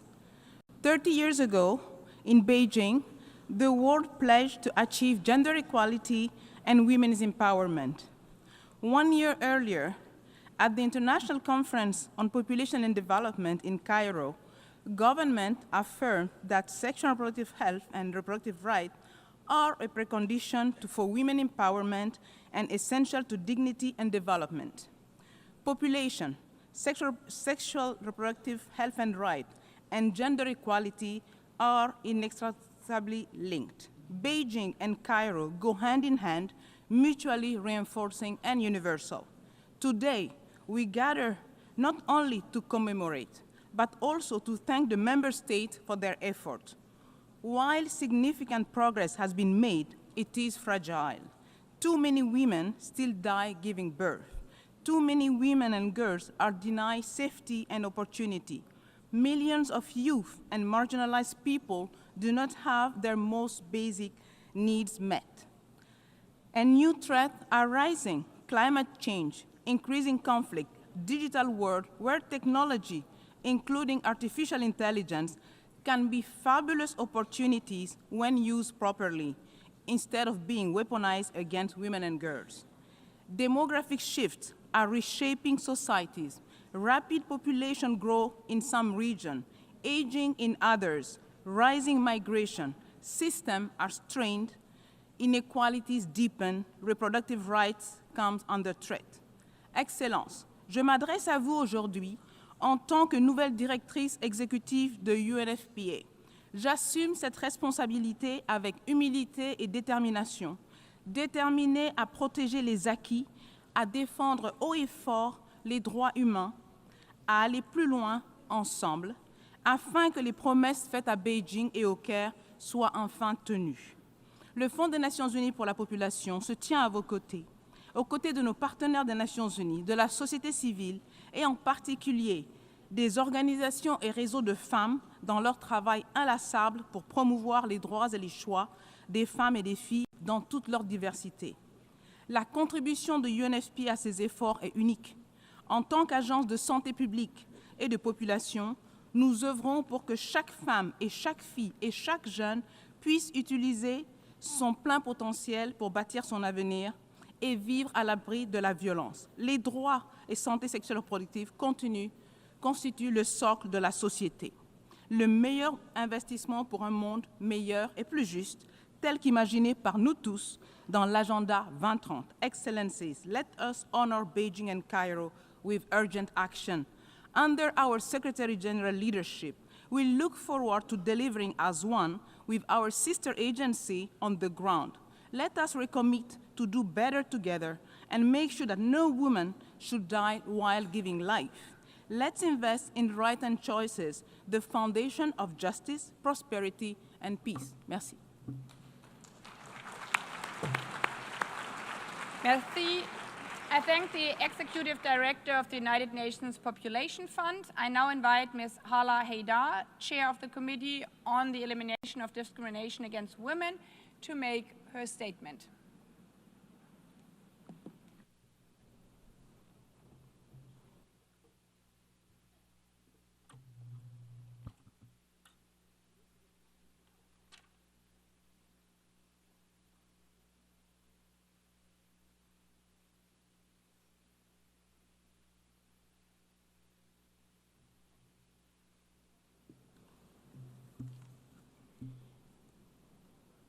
Madam President of the GA, Mr. Secretary General, Excellencies, ladies and gentlemen. 30 years after Beijing, it must be said loud and clear, gender equality is not a favor. It's not optional. It is justice, peace, and progress for all humanity. Beijing gave us a powerful blueprint. It mandated the world to tackle 12 urgent areas: poverty, education, violence, decision-making, among others. And it transformed global policies. We have made gains: stronger laws against gender-based violence, more girls in schools, and a growing recognition that women's rights are human rights. But let us be honest, we are at a crossroad. Around the world, we witness a backlash against women's human rights, their underrepresentation in decision-making, online abuse, and discrimination against women being coded into new technologies. Moreover, we are horrified by the impact of conflict on women and girls. This is why CEDAW, the committee and the convention, matters more than ever. Beijing gave us the vision. CEDAW gives us the compass. The convention is legally binding. It holds states to account and measures progress and turns promises into rights that cannot be taken away. CEDAW covers every Beijing priority: defends women's economic rights, access to resources, calls for education, a force of transformation, places gender-based violence against women at the center of its concern and demands action. It advances women's voice in peace and security processes, and in that regard, CEDAW has just published an addendum on WPS.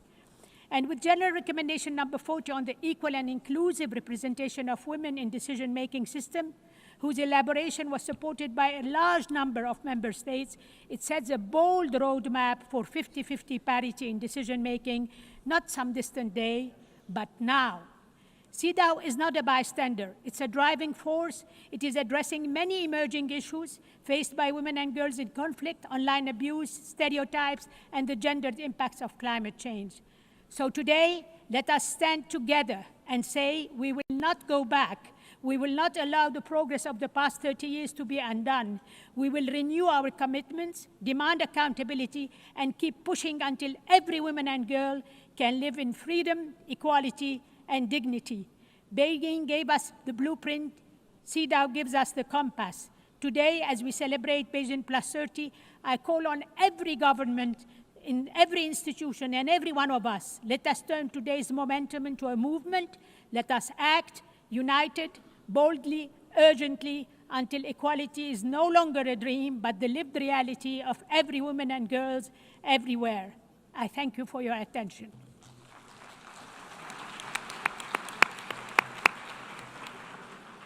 I thank the chair of the Committee on the Elimination of Discrimination Against Women. I now invite Ms. Claudia Flores, chair of the Working Group on Discrimination Against Women and Girls, to make a statement.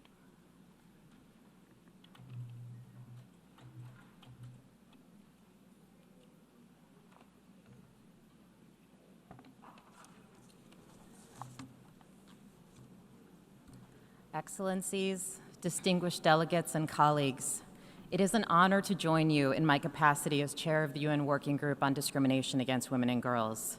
Thank you for including the working group in this landmark discussion.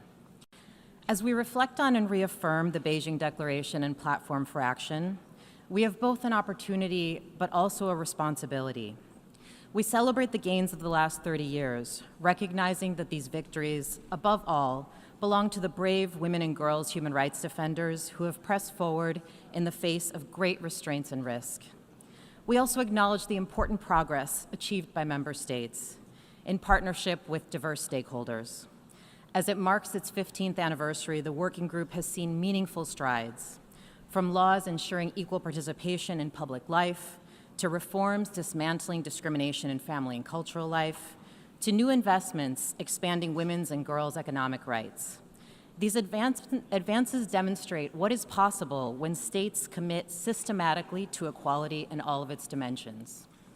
Yet, we must also confront the reality that alongside this progress, and perhaps in response to it, a troubling wave of backlash threatens women and girls' rights worldwide, including challenges to the very concept of gender as the social and cultural norms and power relations we have built around sex. We see retrogressive narratives and policies designed to restrict rights and divide movements for dignity and equality. These are not abstract debates. They are concrete harms with grave costs for women and girls. In our most recent response, the working group, together with 30 independent mandate holders, issued a joint statement reaffirming the centrality of gender to the protection of human rights. Today, I urge states to act with determination to preserve international consensus and protect hard-won gains for women and girls. At the same time, we also recognize that these moments of challenge can be moments of opportunity. The working group remains committed to supporting states and stakeholders in advancing substantive gender equality as articulated in CEDAW.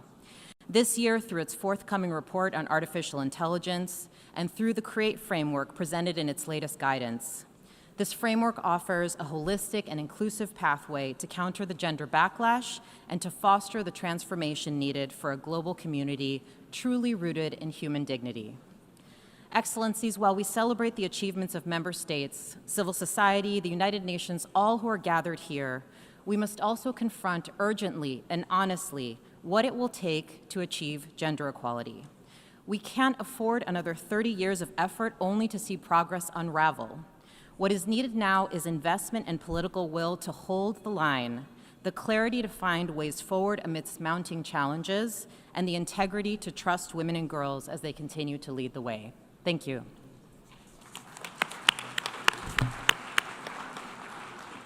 I thank the chair of the Working Group on Discrimination Against Women and Girls. I now invite Ms. Reem Al-Salem, Special Rapporteur on Violence Against Women and Girls, its causes and consequences, to make her statement.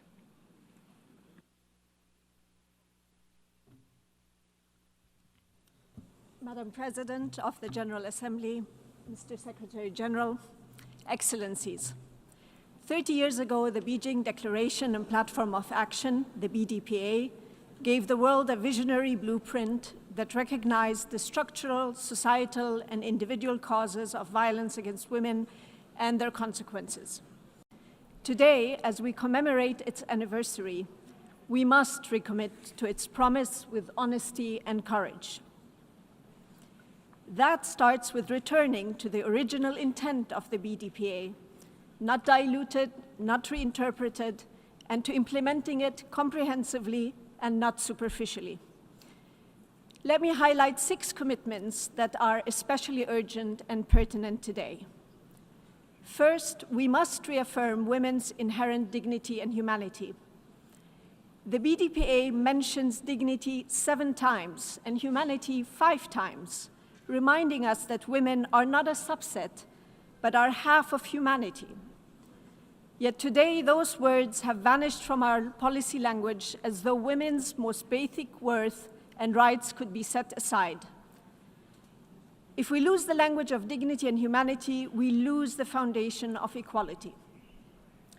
Second, we must reclaim the material reality of being female.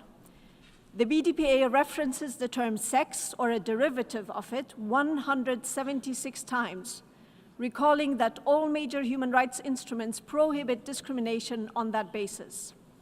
And yet, 3 decades later, the architects of the BDPA would be in disbelief to learn that stating this truth is branded by some as hateful, outdated, and regressive.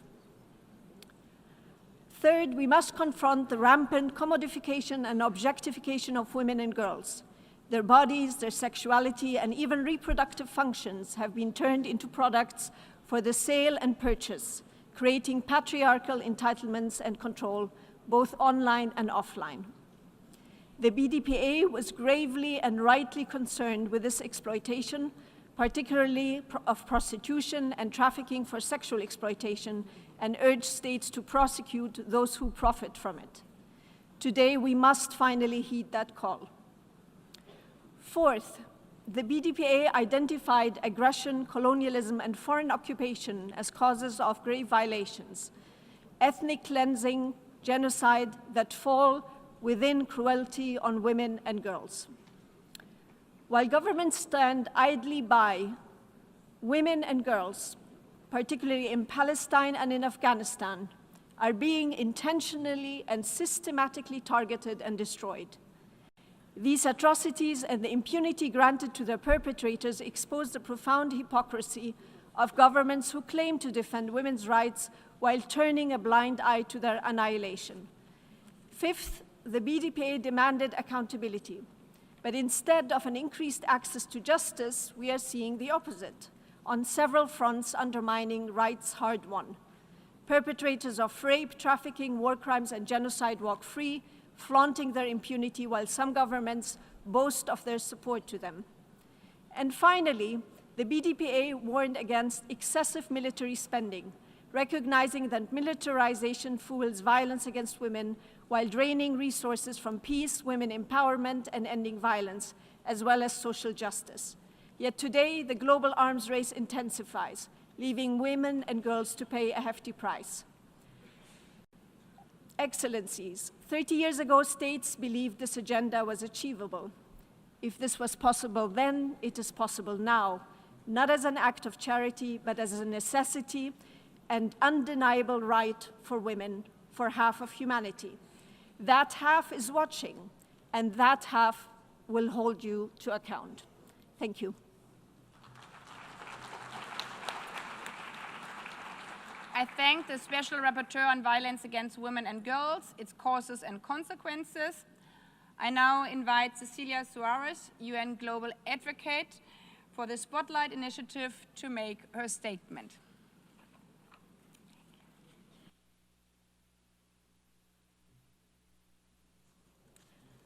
Good morning. Madam President, Secretary General, Excelencias, amigos, nos reunimos como cada año en este mes para echar la mirada al mundo que hoy habitamos. Un mundo complejo, sin duda, entre múltiples conflictos armados, un genocidio en toda regla, una crisis climática cada vez más severa y el imparable avance de la tecnología sin un marco jurídico y claro, así como transparente. Y como cada septiembre, volvemos al tema que nos convoca, la equidad que mujeres y niñas siguen anhelando y demandando a lo largo y ancho de nuestro planeta. Hoy, con una urgencia radical que muestra que una política de omisión significaría para millones de mujeres y niñas en todas las latitudes un retroceso. No es sorpresa para nadie que la inversión global en equidad de género resulte una ficha comodín dentro de los presupuestos globales. Los números así lo demuestran. Tan solo en lo que llevamos en 2025, la lucha por la equidad de género presenta un déficit presupuestario de 420 billones de dólares. En contraste, la inversión global en gasto militar asciende a 2.718 billones de dólares. Y escúchenlo bien, 2.718 billones en armamento y guerra frente a un déficit de 420 billones en equidad de género.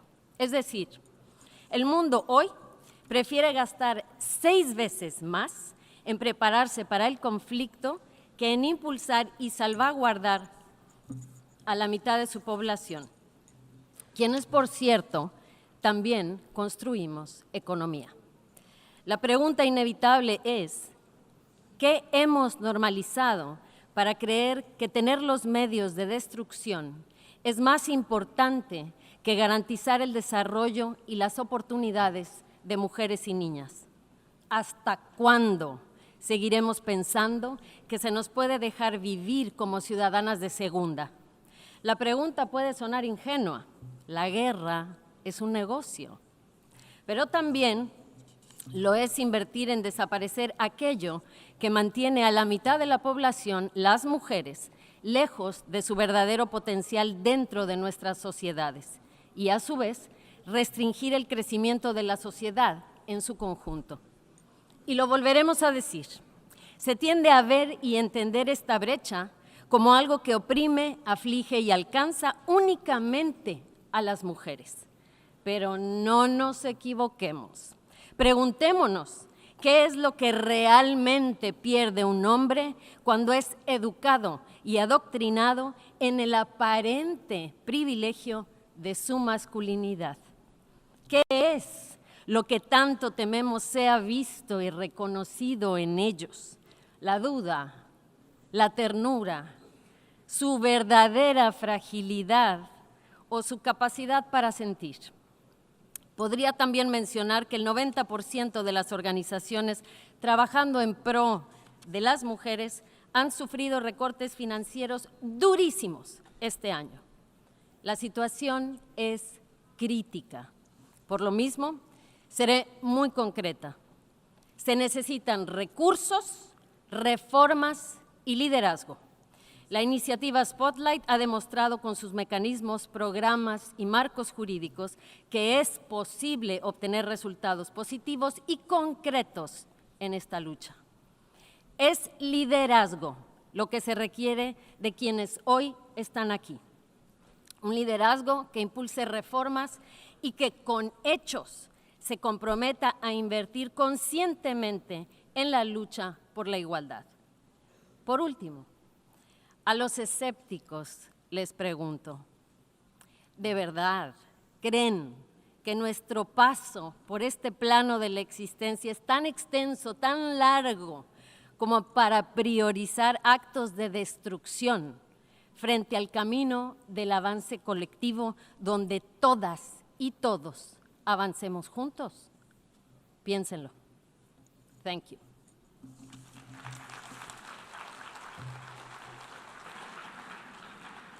I thank Ms. Suarez, and now I invite Ms. Memorio Kanshamba, Executive Director of the African Women's Development and Communication Network, to make a statement.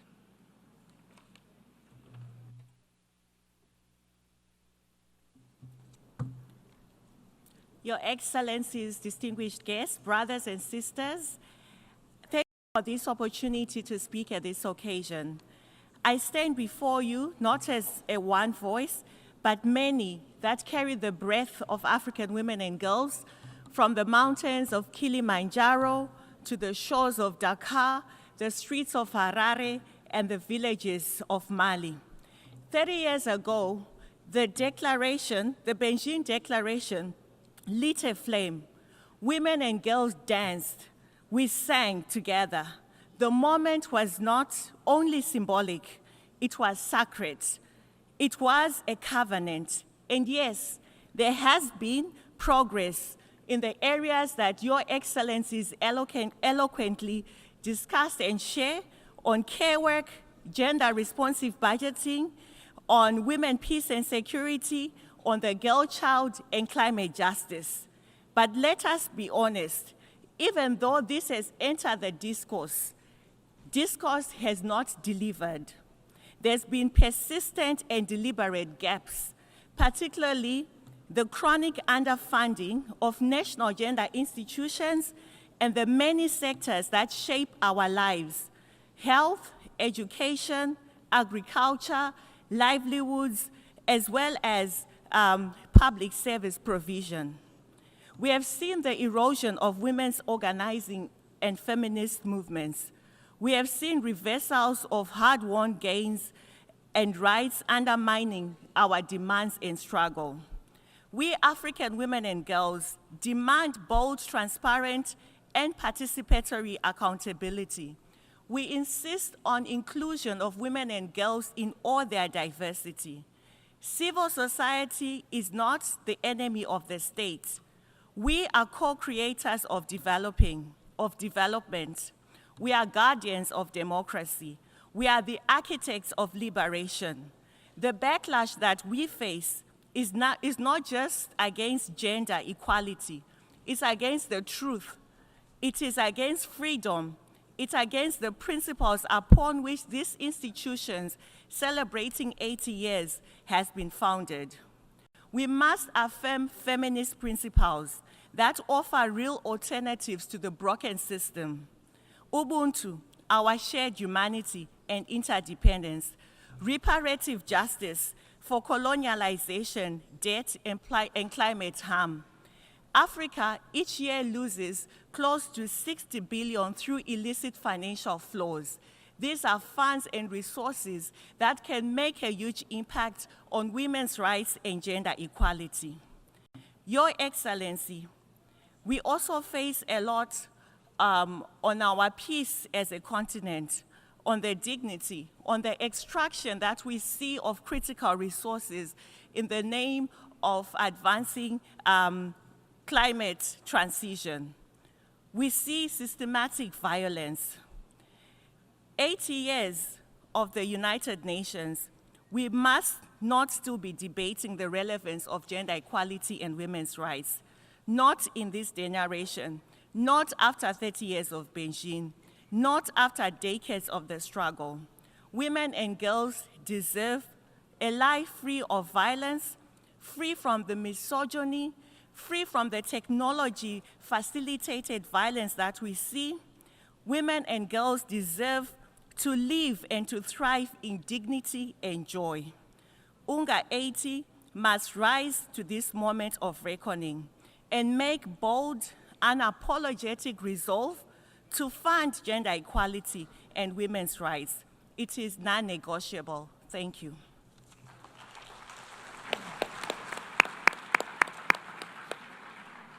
I thank Ms. Kachamba.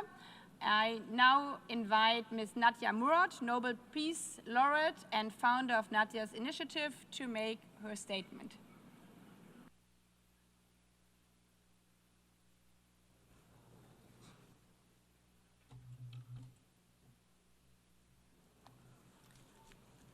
Thank you. Madam President, for your commitment to advancing the rights of women and girls globally.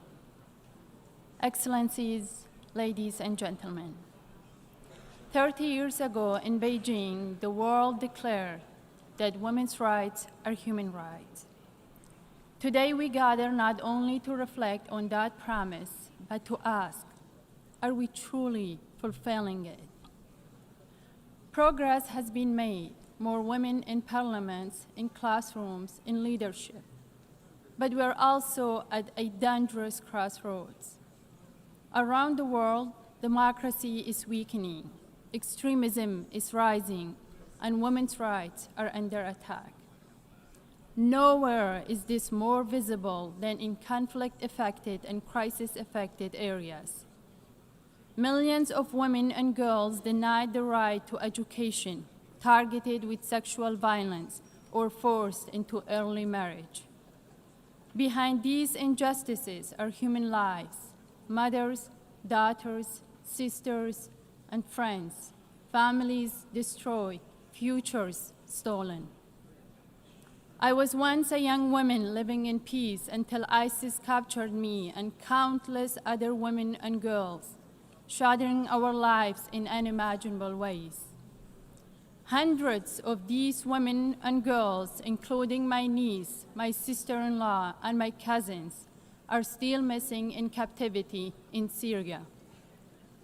Since my escape, I have met many women who endured unimaginable suffering and whose strength is extraordinary. But strength alone cannot rebuild lives. They need action, they need justice, they need resources. And yet, women's organizations, the lifeline in times of crisis, remain underfunded and excluded. Perpetrators of sexual violence continue to enjoy impunity. Equally urgent, the international community must hold accountable regimes, groups, and governments that deny women and girls the rights, those that legalize child marriage, restrict education, or enact discriminatory laws. Justice must extend beyond individuals to the system and structures that perpetuate inequality. If we are serious about the Beijing platform for action, then we must do three things. Fund the women's organizations on the front lines, guarantee women's full participation in peace and security, hold perpetrators and oppressive systems accountable, because impunity should never be an option. These are not just policies, they are promises we owe it to every woman and girl. Sustainable peace is impossible while half of humanity's population is silenced or targeted with violence. 30 years after Beijing, reflection is not enough. We must accelerate. The next generation of women and girls deserve to inherit no more promises, but the reality of equality, justice, and dignity. Thank you.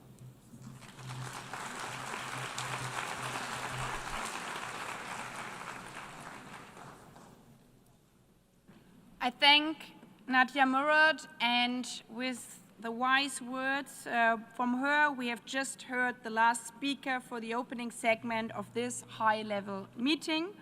I thank all our eminent speakers once again for their participation and insightful interventions, and maybe we have applause for all of the speakers again.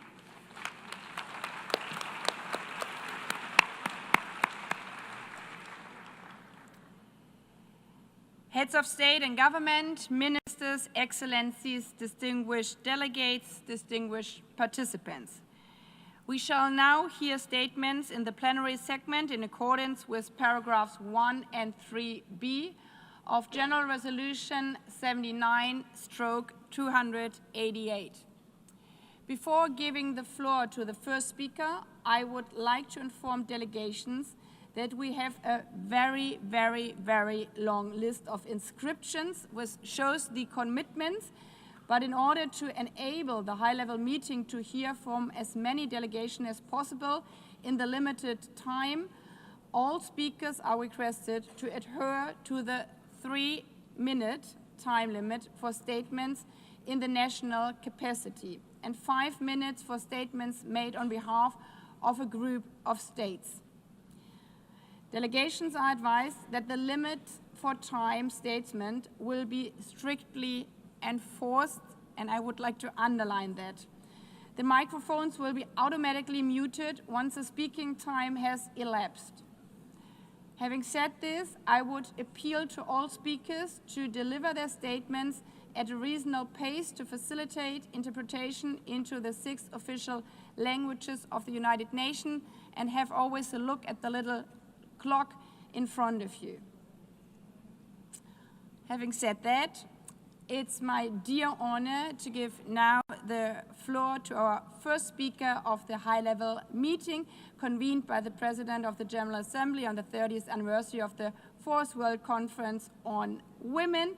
And I give the floor to Her Excellency Jennifer Gerling-Simons, President of the Republic of Suriname.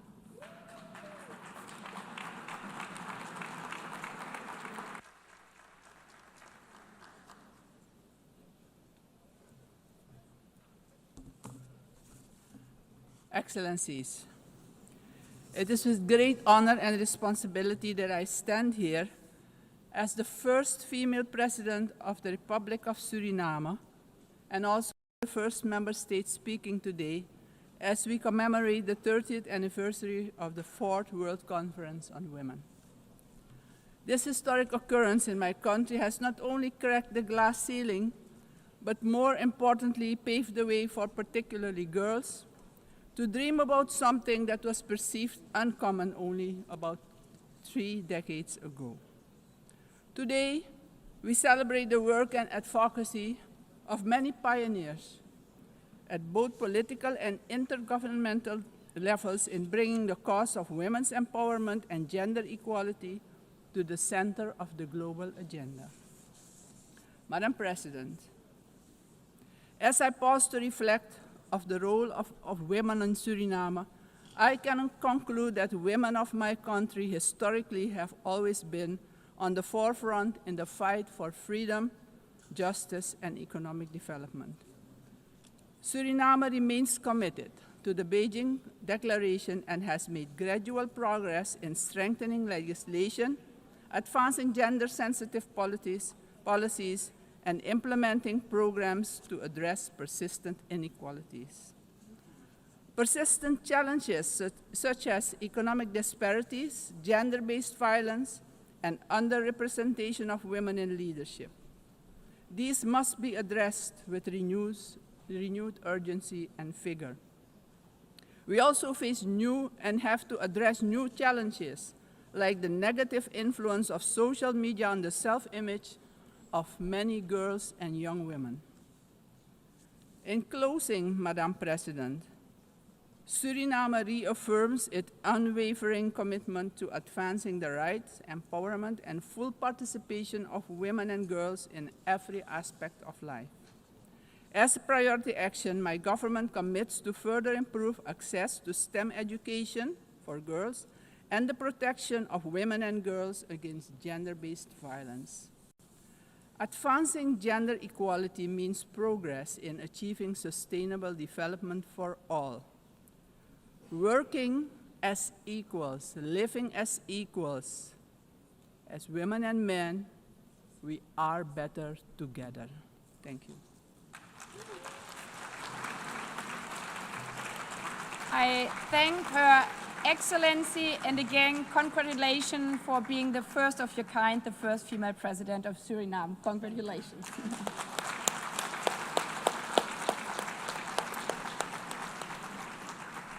I now give the floor to Her Excellency Karen Keller-Sutter, President of the Swiss Confederation.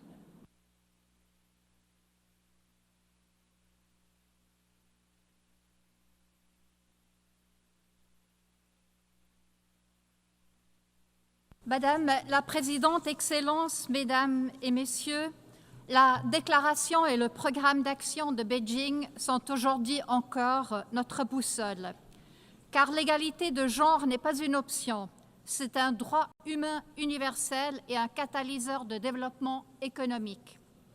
Malgré le chemin parcouru, les défis restent importants aussi en Suisse. Avant tout, la violence contre les femmes demeure une réalité inacceptable. Certaines inégalités salariales persistent, en particulier parce que les mères ne sont pas pleinement intégrées sur le marché de l'emploi et parce que les femmes sont encore trop peu nombreuses aux postes de décision. 30 ans après Beijing, notre objectif reste intact. La Suisse a pris des mesures concrètes pour mettre en œuvre les droits inscrits dans notre Constitution et dans nos engagements internationaux. Une stratégie nationale pour l'égalité entre les hommes et les femmes adoptée en 2021, des réformes législatives majeures ont renforcé la protection des victimes de violences de genre, notamment l'adaptation de la définition pénale du viol et l'inscription du stalking dans le code pénal. En novembre prochain, nous lancerons une campagne nationale contre la violence de genre avec un message clair: l'égalité protège contre la violence. À travers sa politique étrangère, la Suisse s'engage pour garantir l'universalité des droits des femmes et l'égalité de genre, en priorité la participation économique et politique des femmes et la lutte contre la violence basée sur le genre. Madame la Présidente, Excellences, Mesdames et Messieurs, les crises récentes ont entraîné un recul en matière d'égalité des genres. En effet, les acquis des dernières décennies sont aujourd'hui menacés dans plusieurs pays. Or, des solutions ont été formulées depuis longtemps dans différents instruments multilatéraux. Aujourd'hui, nous devons nous appuyer sur ce cadre normatif international et nous engager pour sa mise en œuvre.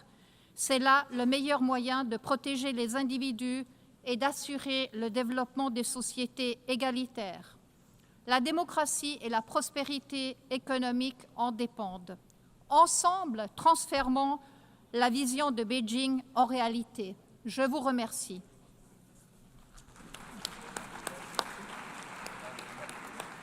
Merci beaucoup. I give the floor now to Her Excellency Netumbo Nandi Naitwa, President of the Republic of Namibia.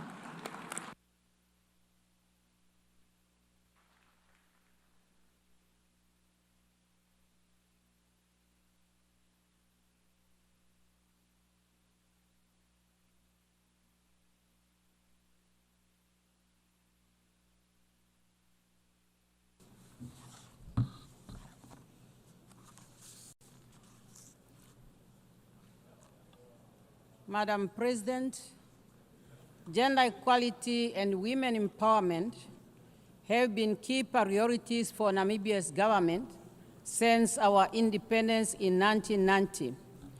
We have shown strong political will through adopting international commitments, including the Beijing Declaration and the Platform of Action, which are domesticated in our national gender policy. 30 years ago in Beijing, we affirmed that women's rights were indeed human rights. Since then, Namibia has always built on the strong foundation of this declaration to draw a strong link on issues related to women and development and access. Our progress in the area of political inclusion and legal frame are grounded in this and underpinned our deep commitment to achieve progress for empowerment of women. As a result of this, Namibia closed 81.1% of its gender gap, ranking 8th globally and first in Africa as per the 2025 World Economic Forum Global Gender Gap reports. As President, I'm happy to highlight our historical milestone. Namibia now has a female president, vice president, speaker of the National Assembly, and Secretary General of the SWAPO Party, the ruling party in Namibia. and women hold 57% of the cabinet, including key ministries such as finance, health, education, international relations, and trade. Madam President, as we reflect on our progress, we are also aware that our work is far from to be done. There are areas where there is room for improvement, particularly in the area of economics. In our national context, this is mainly in the area of economic inclusion of women in many economic activities such as mining, fishery, oil and gas, particularly rural women who still remain in the margin of the economic activities. Economic challenge persists across the many sectors, so much that we have to do a lot, particularly in the informal sector, to bring women to the par.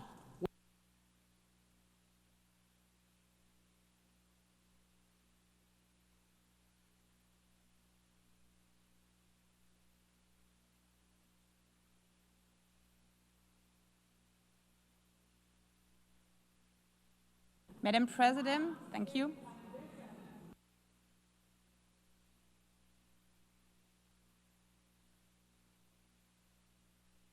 I thank you very much, Madam President. And also congratulations to Namibia. And just in case you hear again, we couldn't find a woman, call the government or the president of Namibia. They could advise you. So the next on the list, I have the honor to give the floor to Her Excellency Dina Ercilia Boluarte Segarra, President of the Republic of Peru.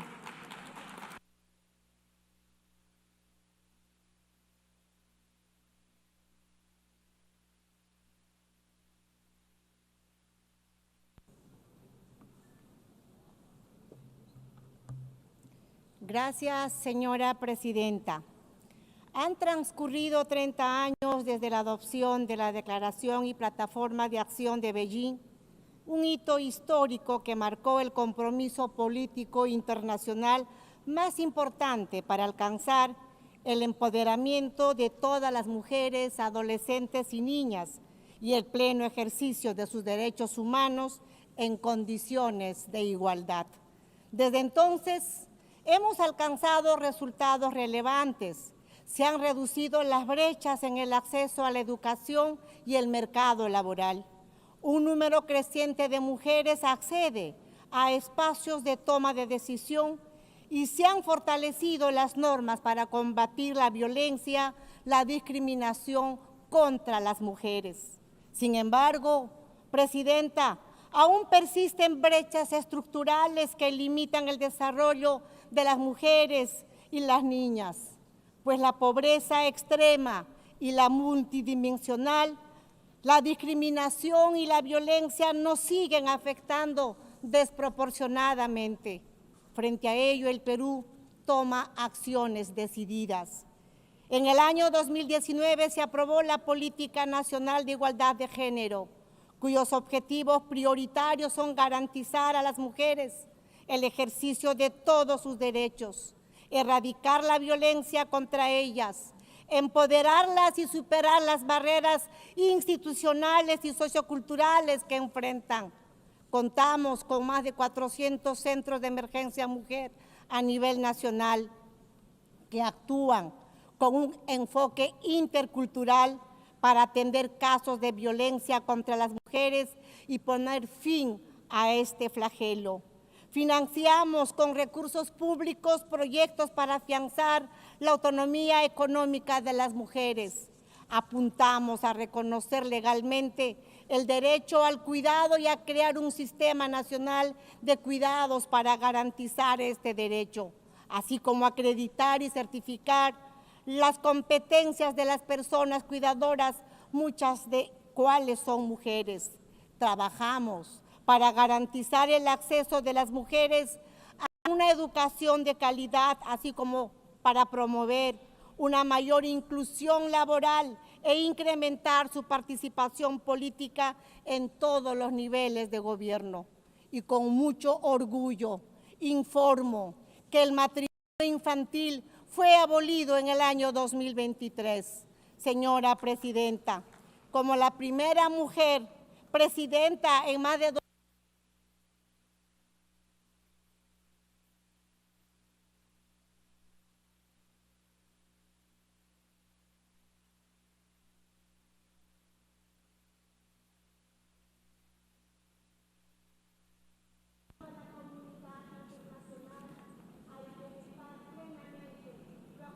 Muchas gracias.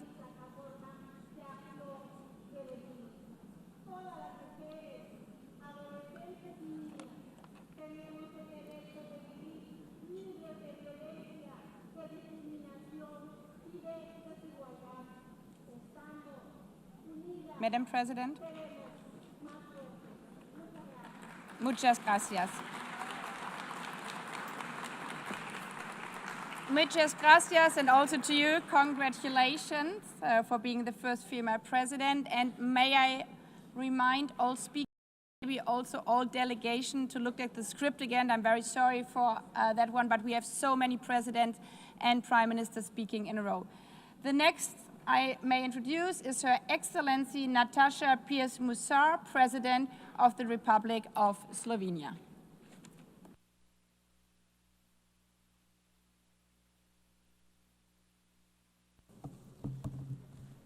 Madam President, Your Excellencies, we need to face a difficult truth. Progress on gender equity has been uneven, and many of our hard-won gains are now at risk. Sexual and gender-based violence, economic inequality, a lack of sexual and reproductive rights, political underrepresentation, and the systemic discrimination of women persist. Real change requires making gender equity a genuine priority, including in peace and security. If not now, when? At a time when the world is facing a record number of conflicts. Conflicts that claim a devastating number of civilian lives, as in Gaza, where 2/3 of the victims are women and children. Simply put, the inclusion of women is a guarantee for peace. It is also high time that the UN's leadership reflects the diversity of the people it serves. This calls for bold action from all of us to nominate, support, and elect women to the highest offices, both here at the UN and in our own countries as well. After 80 years, the United Nations must lead by example. We cannot afford to miss yet another chance to appoint the first woman Secretary General, nor we can afford to move forward into a future where still only 6% of General Assembly presidents are women. Let me be clear. The issue has never been about merit. There are plenty smart and capable women. What is lacking is the will to open doors. Dear all, let us invest in women's leadership and ensure that every girl can live a life of opportunity. I know that women and girls in Afghanistan, Gaza, Ukraine, Sudan, Haiti, and beyond are counting on us. And let me just conclude. My husband is a proud feminist. I am a proud feminist. And I am battling this battle not to say that the men need less. I'm not doing this for that. I just want the girls to have the same opportunities. And we need men to help us. And just to conclude with a couple of numbers, do you know how many presidents we have, female presidents we have in European Union? 2, in Malta and in Slovenia. Do you know how many presidents we have here in United Nations out of 193 members? 16. Those are the numbers. Thank you. And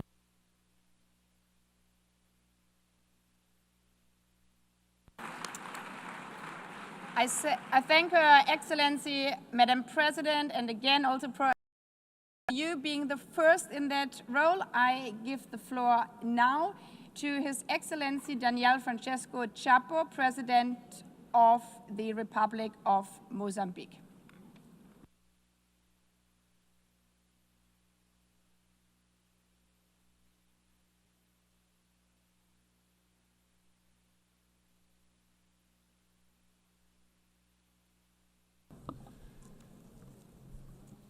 Senhora Presidente da Assembleia Geral, Senhora Secretário-Geral das Nações Unidas, Excelências, antes da intervenção, queria dizer que estou aqui para salvar a honra dos homens que estão nesta sala, porque desde que começaram as intervenções, só vejo mulheres a fazer a intervenção.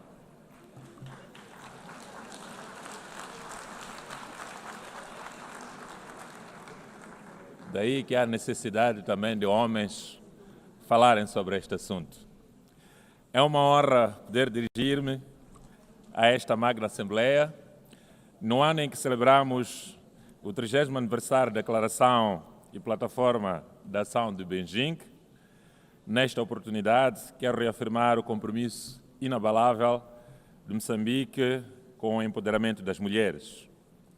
E é por isso que a implementação da Agenda de Beijing definimos 2 áreas prioritárias para todas as mulheres e raparigas, a saber, liberdade da pobreza, através da promoção de acesso a recursos produtivos e oportunidades econômicas.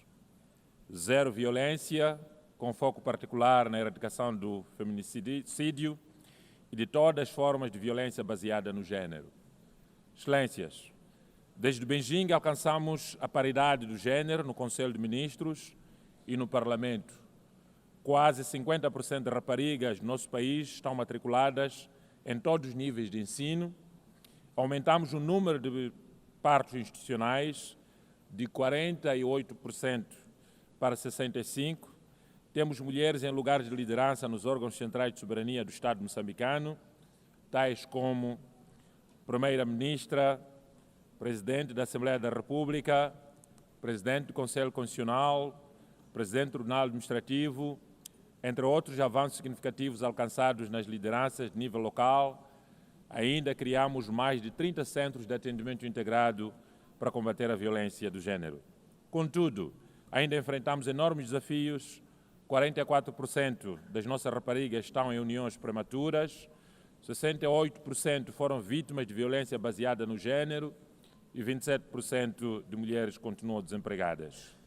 Cientes das novas fronteiras de desigualdade que estão a emergir com a inteligência artificial e tecnologias digitais, que afetam de forma desproporcional a empregabilidade das mulheres, Moçambique está a integrar nos currículos e a promover o acesso das raparigas às ciências e tecnologias.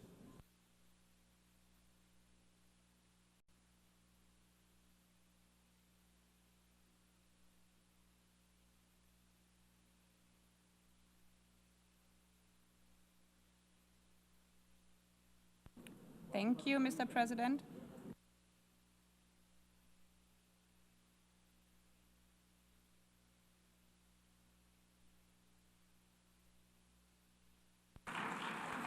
Obrigado, and I thank His Excellency, the President of the Republic of Mozambique. I give the floor now to Her Excellency Hilda Hein, President of the Republic of Marshall Islands.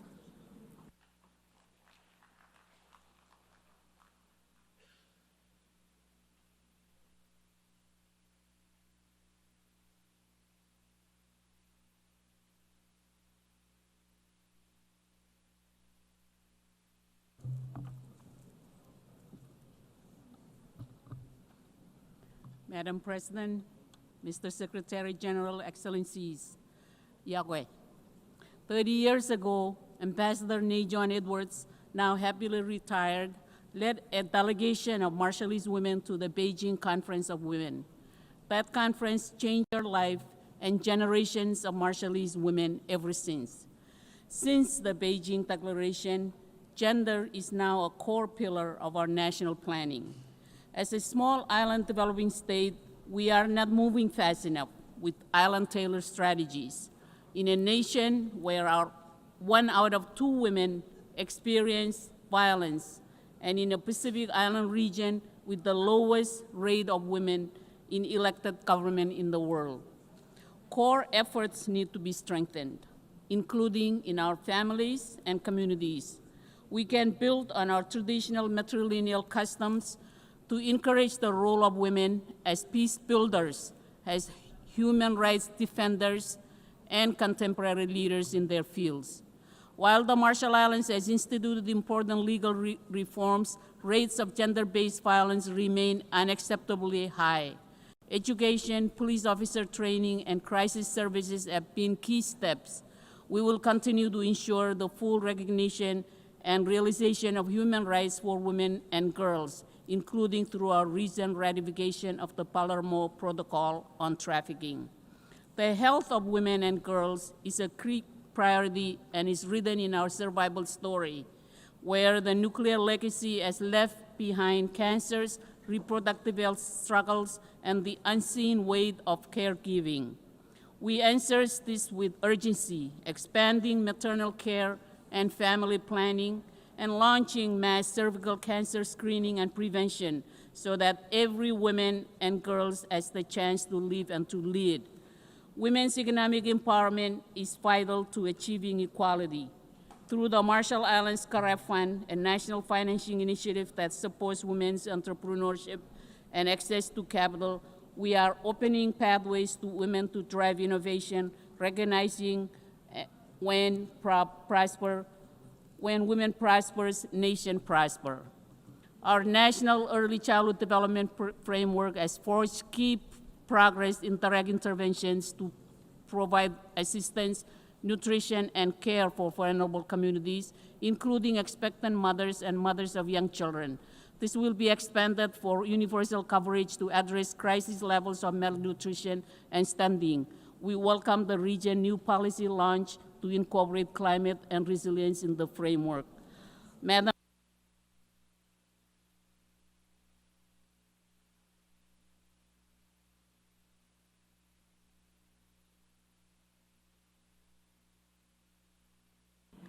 I thank you, Madam President.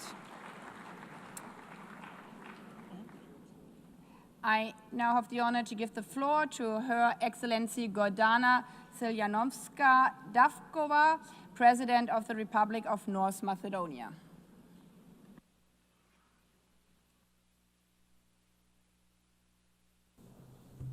Distinguished Excellencies, ladies and gentlemen, 30 years ago, in Beijing, the nations of the world made a solemn pledge to advance women's rights and human rights, to achieve gender equality, and to empower every woman and girl to live free from violence, discrimination, and limitation. The Beijing Declaration and Platform for Action remain a cornerstone of international law, a living testament that equally for women is both justice and a prerequisite for peace, prosperity, and sustainable development.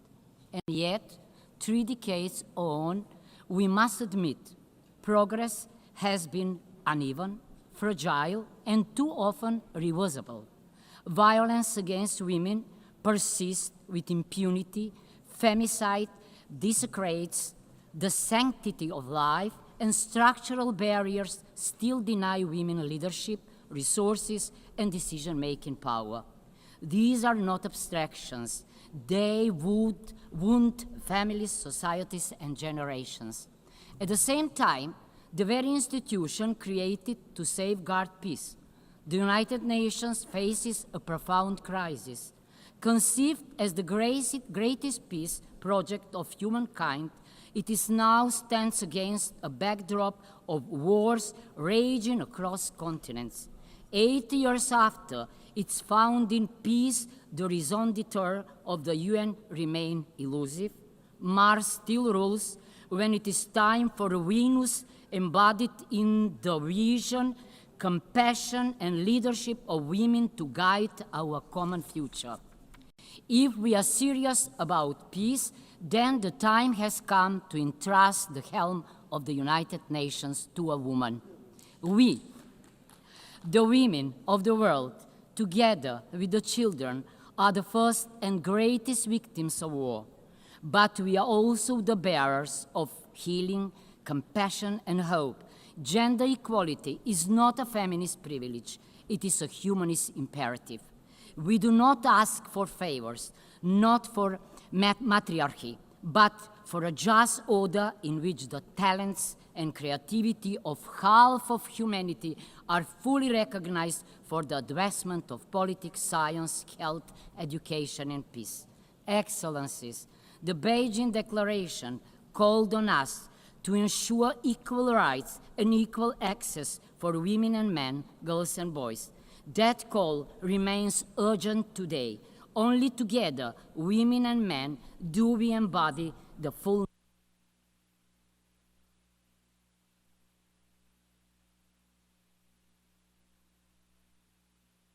renew our commitment.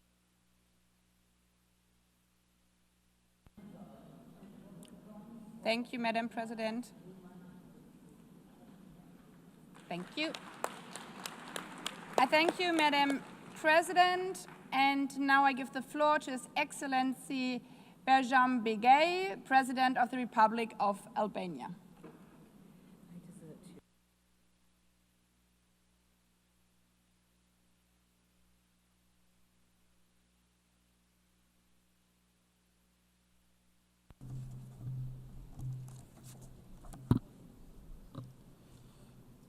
Madam President, Excellencies, it's my pleasure to present at the commemoration of the 30th anniversary of the Beijing Conference an important platform in the global efforts for gender equality and the empowerment of women and girls. Today serves as an opportunity to renew our collective commitment and to give fresh impetus to the full implementation of the Beijing Declaration and Platform for Action. We have made significant strides in ensuring women's participation in political, economic, and social life. Yet, with only 5 years left to achieve SDGs, progress on gender equality is stagnating and in some areas is regressing. We must reverse this trend. This meeting must serve as a turning point, moving beyond the rhetoric to action. We must mobilize adequate financial resources, reinforce accountability frameworks, and invest in measurable and transformative actions. Albania is ready to share its experience.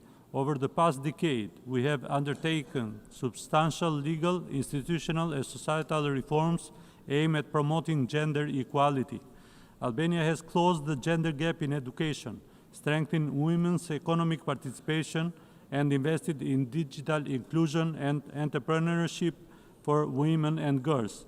These reforms have been shaped in consultation with civil society and the youth, making gender equality an important aspect of our society. To us, gender equality is essential to sustainable development, social cohesion, and shared prosperity. Albania has pledged two priorities under the Beijing Plus 30 Action Agenda. First, to intensify efforts to eliminate violence against women, and second, to expand the application of gender-responsible budgeting. At a time when conflicts and crises are multiplying, the world needs the leadership and contribution of women more than ever. Their role is fundamental in building peace, preventing conflict, and creating more inclusive and resilient societies. Albania reaffirmed its full commitment to the Beijing Declaration and Platform for Action, to the 2030 Agenda, and to international human rights instruments. Thank you.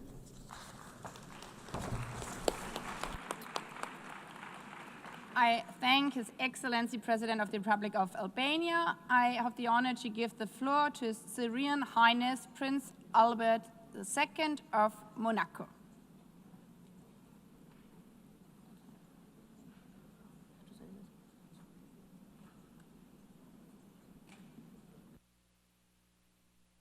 Excellences, Mesdames et Messieurs, en vos titres et qualités, il y a 30 ans, la déclaration et la plateforme d'action de Beijing ont tracé une feuille de route ambitieuse pour parvenir à l'égalité des sexes et à l'autonomisation de toutes les femmes et filles. Aujourd'hui, alors que nous célébrons cet anniversaire, nous devons faire preuve de lucidité, de volonté et d'engagement renouvelé, car malgré les avancées notables de ces dernières années, nous constatons aujourd'hui un recul préoccupant des droits des femmes. Les conflits armés, les crises climatiques et les mouvements rétrogrades mettent en péril nos acquis fondamentaux. La résolution 1325 du Conseil de sécurité, adoptée il y a 25 ans, a posé un jalon essentiel. Lorsque les femmes participent au processus de paix et sont présentes à la table des négociations, les accords qui en résultent sont plus inclusifs et la paix a davantage de chances de perdurer. La principauté de Monaco est convaincue que l'inclusion des femmes est non seulement une nécessité, mais aussi une condition de stabilité et de prospérité durable. Fidèle à son attachement aux droits humains et à la dignité de chacun, Monaco a toujours soutenu les efforts internationaux visant à faire progresser l'égalité entre les femmes et les hommes. Tant sur son territoire qu'au travers de sa coopération internationale, la principauté œuvre activement pour promouvoir l'accès des filles à l'éducation, l'autonomie économique des femmes, mais aussi la lutte contre toutes les formes de violence, y compris dans les contextes de conflits et de crise. Le Comité monégasque pour la promotion et la protection des droits des femmes a été créé en 2018. Il est aujourd'hui la pierre angulaire de la mobilisation et de la sensibilisation au niveau national. Le gouvernement princier collabore étroitement avec des agences des Nations Unies, telles qu'ONU Femmes, et son cadre Sport pour Génération Égalité, qui reconnaît le rôle du sport comme levier puissant de transformation sociale. La principauté est fière de soutenir cette initiative, convaincue que le sport peut être un vecteur d'émancipation, de respect et de solidarité. L'UNICEF et le FUNAP sont également des partenaires essentiels dans notre action au travers de projets concrets. Ces partenariats permettent d'ancrer des principes de la déclaration de Beijing dans des actions de terrain. Je tiens également à souligner le rôle essentiel de la société civile, des femmes leaders, des jeunes et des hommes alliés dans la construction d'un monde plus juste, plus solidaire et véritablement égalitaire.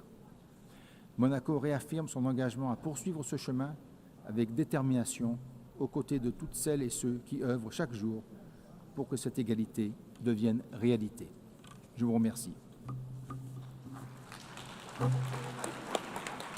I thank His Serene Highness Prince Albert II of Monaco, Sovereign Prince of the Principality of Monaco. And I have the honor now to give the floor to His Excellency Assali Assoumani, President of the Union of the Comoros.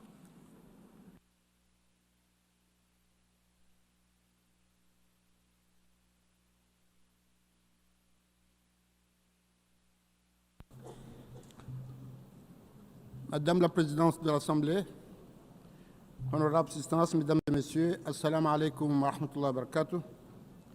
C'est pour moi un grand honneur, un réel plaisir de prendre la parole en ce moment solennel à l'occasion du 30e anniversaire de la 4e conférence mondiale sur les femmes. Cet anniversaire est l'occasion de dresser un bilan de progrès accomplis depuis la conférence historique de Pékin en 1995, mais aussi de mettre en lumière les réalisations, les meilleures pratiques, ainsi que les défis persistants dans la promotion de l'égalité des genres à travers le monde. Fidèle à ses engagements internationaux et régionaux, l'Union des Comores a ratifié plusieurs instruments juridiques pertinents pour la protection et la promotion des droits des femmes, notamment la Convention sur l'élimination de toutes les formes de discrimination à l'égard des femmes. Et durant la présidence comorienne de l'Union africaine, j'ai eu l'honneur de porter le flambeau de cette cause essentielle.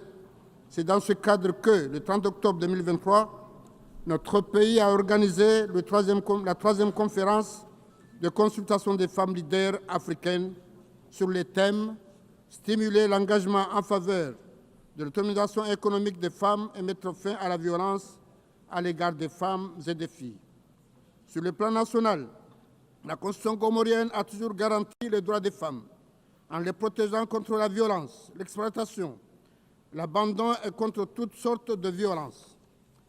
De nombreuses réformes législatives et institutionnelles ont été adoptées, parmi lesquelles le nouveau code pénal intégrant des dispositions pour la protection des femmes et des enfants. Et plus récemment, en 2024, la création des ministères dédiés à la promotion des genres, à la solidarité et à l'information, à laquelle il y a une femme qui m'a donné l'autorisation de venir parler aujourd'hui. Le gouvernement comorien a mis en place une politique nationale d'égalité du genre et développé des mécanismes de prise en charge médicale, juridique et psychologique pour les victimes de violences basées sur le genre. Une réinsertion scolaire et professionnelle est également proposée aux filles mères victimes de violences. La création d'Africa Women Leaders Network, réseau des femmes leaders africains et d'une plateforme pour le leadership féminin, l'implication active des autorités locales et communautaires et des leaders religieux. Depuis mon accession à la magistrature suprême, j'ai placé la participation des femmes aux instances de décision politique au cœur de nos priorités. Aujourd'hui, des femmes occupent des responsabilités, notamment au sein du gouvernement, du Parlement, des institutions juridiques et judiciaires.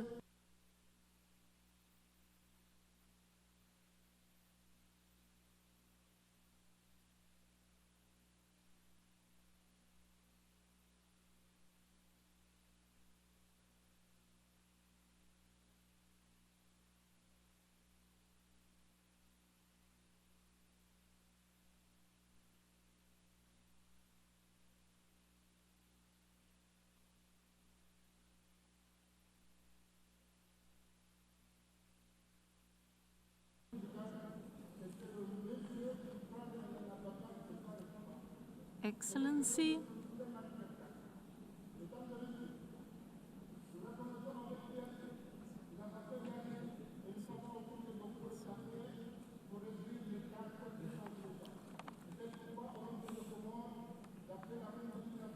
Excellency,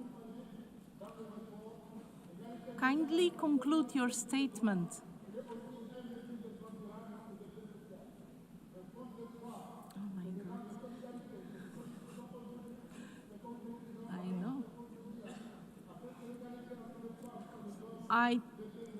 I thank His Excellency, the President of the Union of Comoros, and I now give the floor to His Excellency Bassirou Diomaye Diakhar Faye, President of the Republic of Senegal.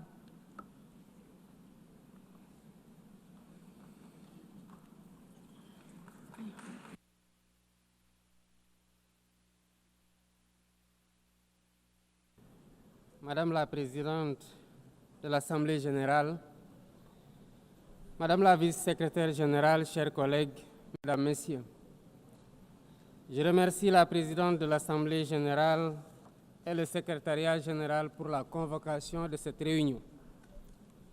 Nous sommes là pour appeler à la poursuite de l'action et à la mobilisation des ressources afin d'accélérer la marche pour l'égalité parfaite des sexes et l'autonomisation de toutes les femmes et de toutes les filles. Le programme d'action de Beijing a été un tournant dans la prise de conscience sur l'obligation d'être plus juste vis-à-vis de toutes les femmes.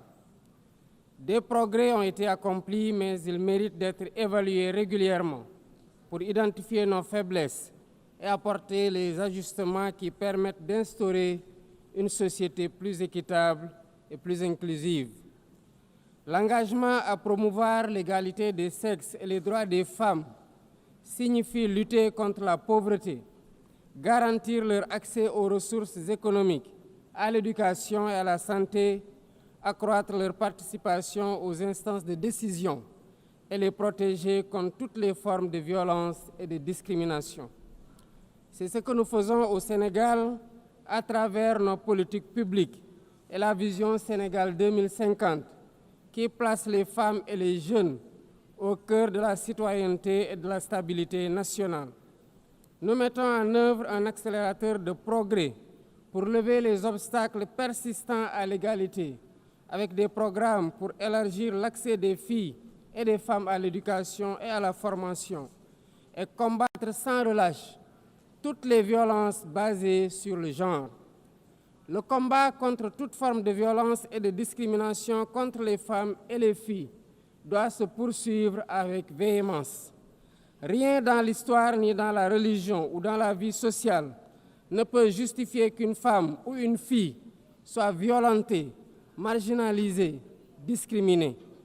Tous ensemble, pouvoir public, membres de la société civile, leaders religieux et traditionnels, les citoyens tout court, nous devons plus que jamais nous mobiliser contre la brutalité, le harcèlement, le viol et les insanités de tout genre. Ensemble, surmontons les inégalités persistantes.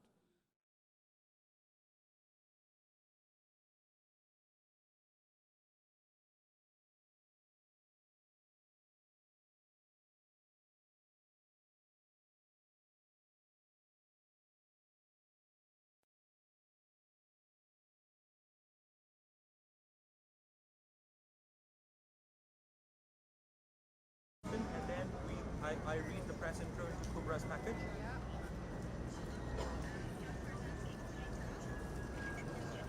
Yeah.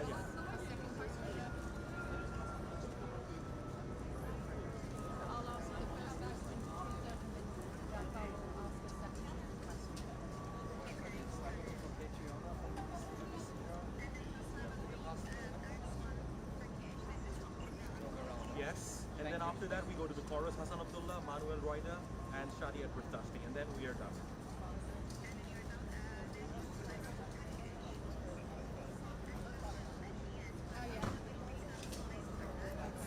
Okay, let us know while we are, let the director know and they will inform us. And what is the package about? Is it about Gaza? Reaction. Okay, sounds good, perfect. Okay. Yeah.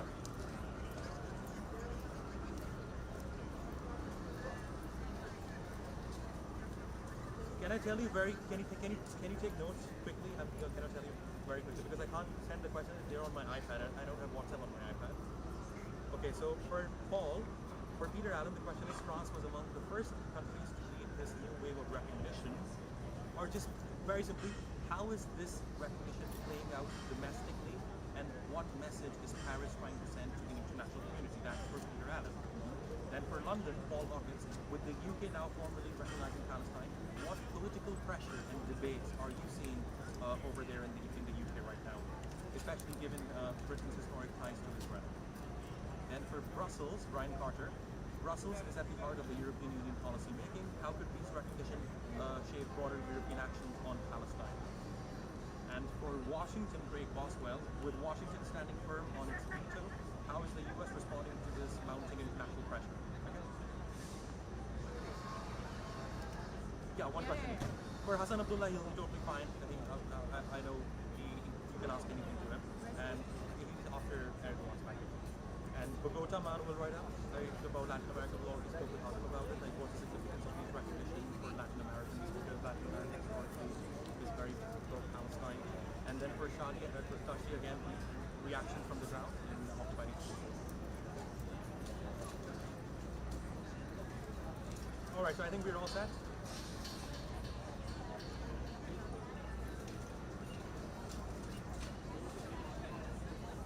What is she talking about in that video?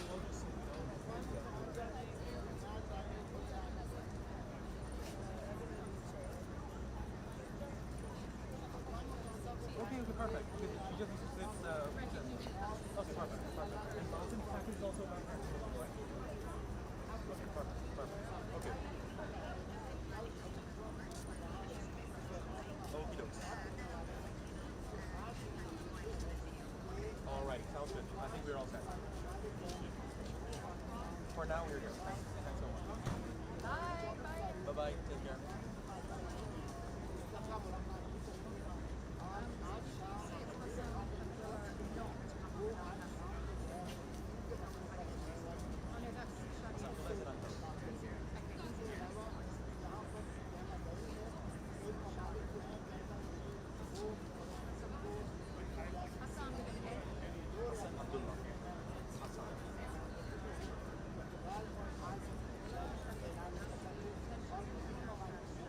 Package in the end.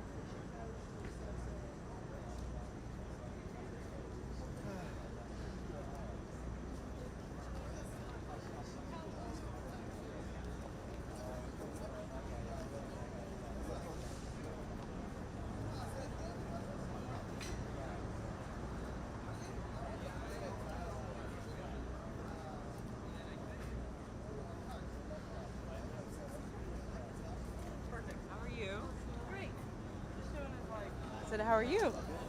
I'm live. Oh, sorry. Instead of like the same old basic, thank you very much. Flags. Well, you know, we got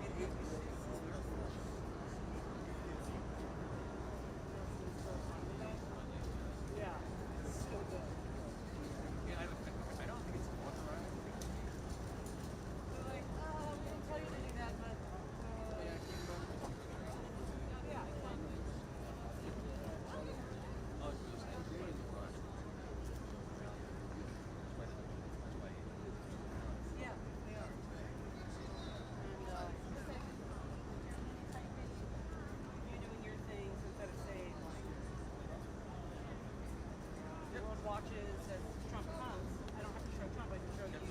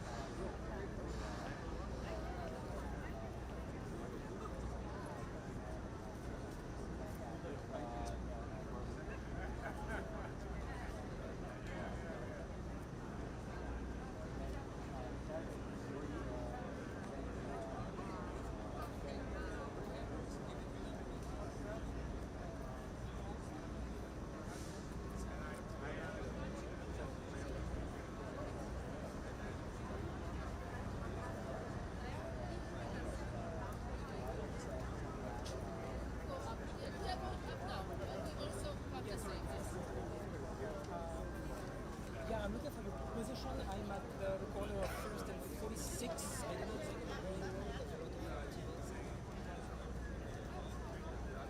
There's a lot of activities. Okay, you're not there. Okay, so no problem. I can wait a second because you have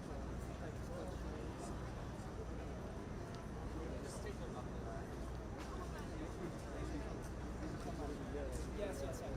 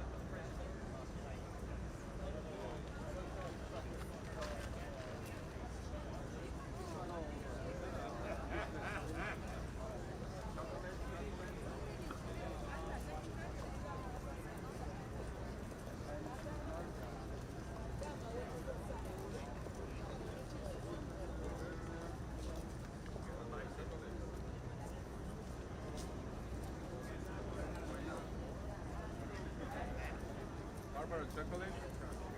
Why not? You're welcome.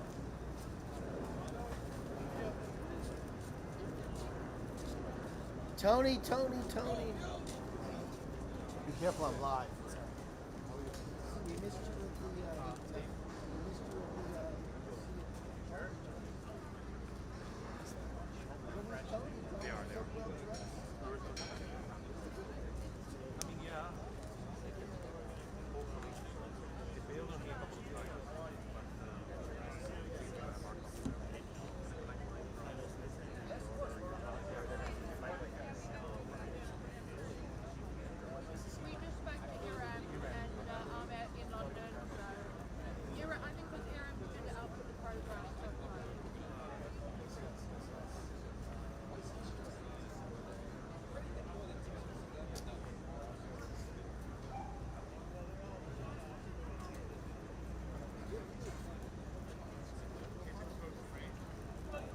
Hey there.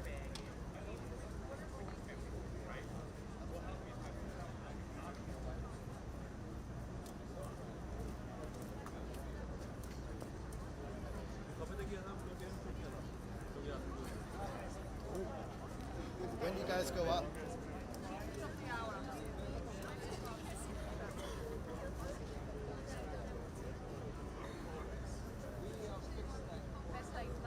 What? Oh, that's the plan. Wow, half hour. Prime time or no? I saw exactly. There was a miscommunication. But if you also want to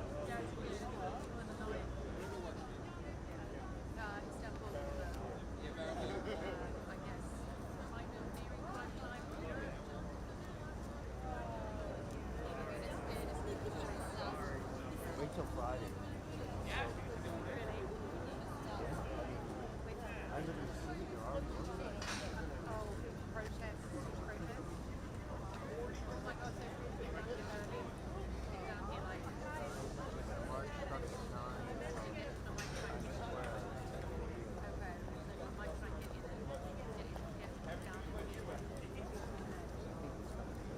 I did the October 13th last year.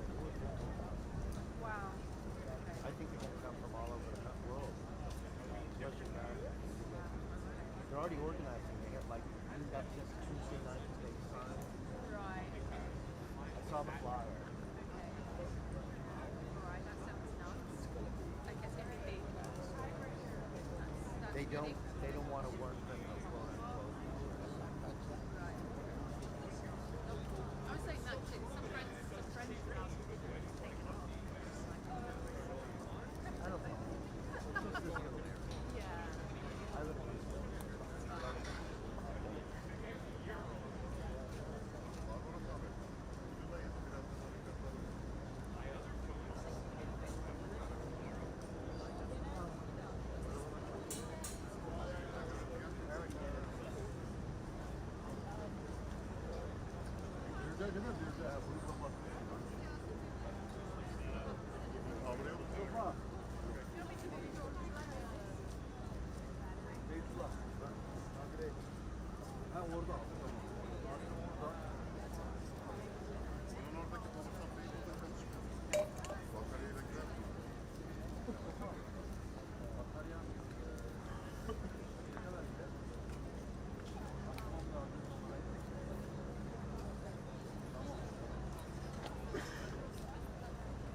Açtım ben. Bakayım.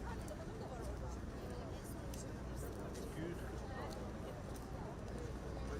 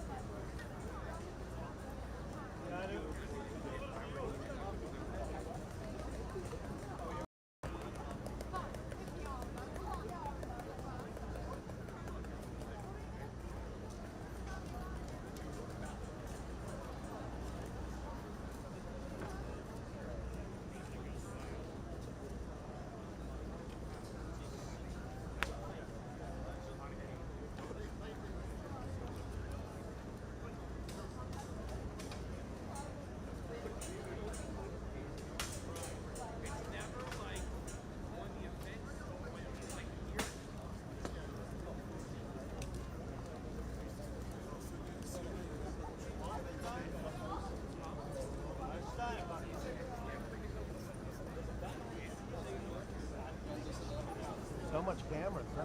Every country has their own game. Oh, it's such weird.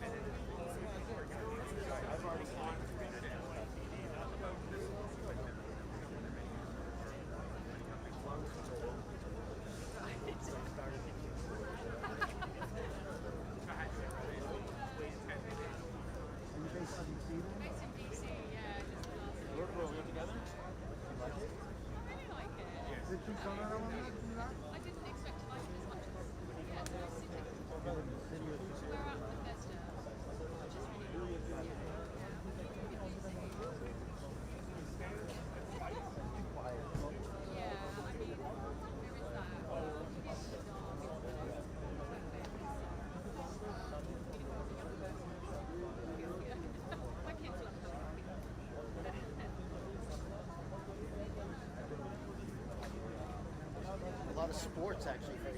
Soccer. They have the whole soccer thing.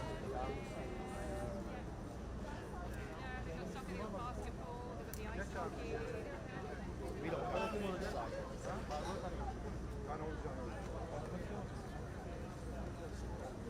And I won't be on shot. I'll be have a little camera, correct? Right. I like seeing this. Just not standing in front.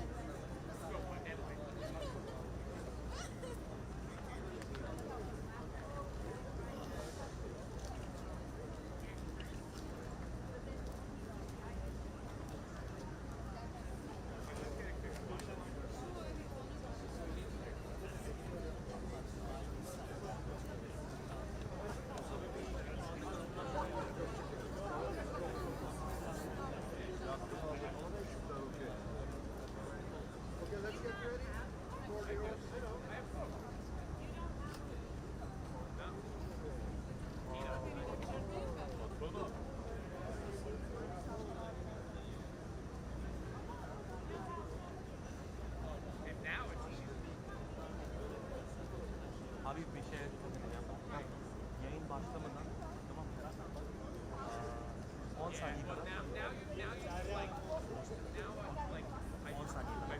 Ben bana söyle 9-8 yani sen bilirsin abi. Hocam bilmiyorum. 10 saniye ben sana şey diyeceğim. Mustafa abi diyeceğim. Ne yapayım ben böyle yapayım.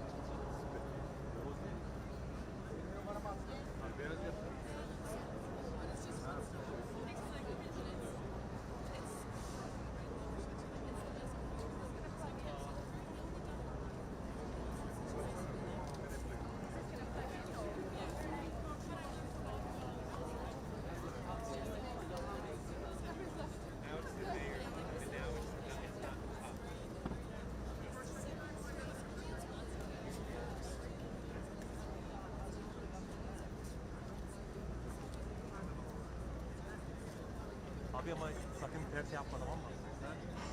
Şöyle yapacağım işte. Kendiye doğru.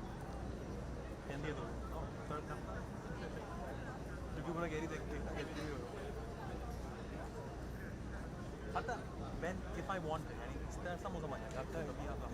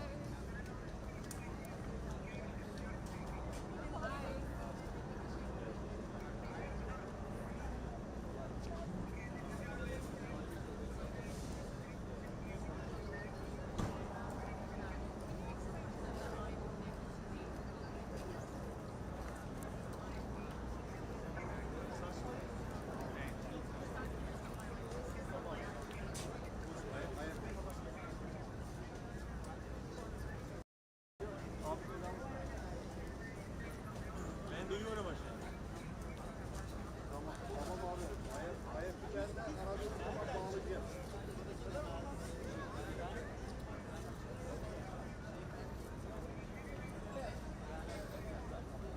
Tamam abi arayın ben. Hazırım ben. Bu numarayı... Ya bunu mu tanıyacağım?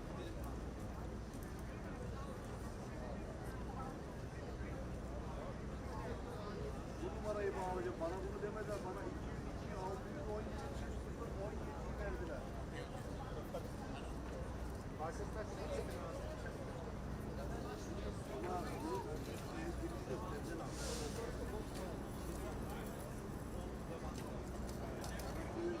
Tamam abi halledeceğiz. Halledeceğiz.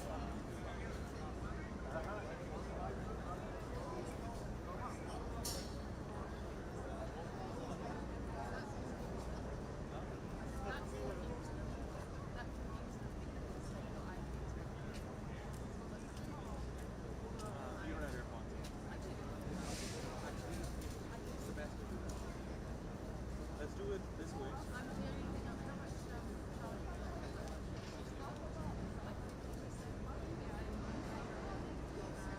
Let's see if they can sort it out.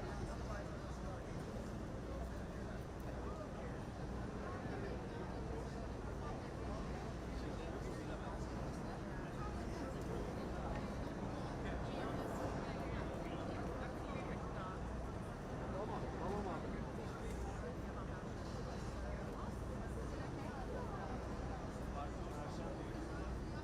Abi bu tuttu geliyor, ne oluyor?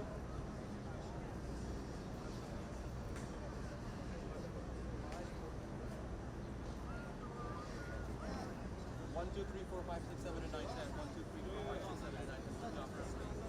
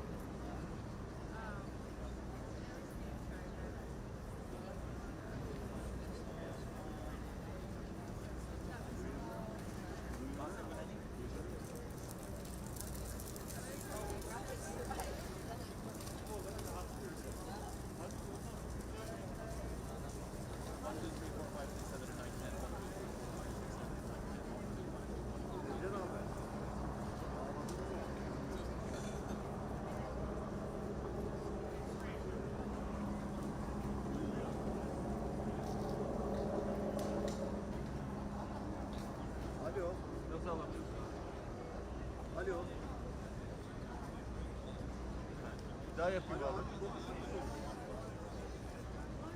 Alo. Abi dur.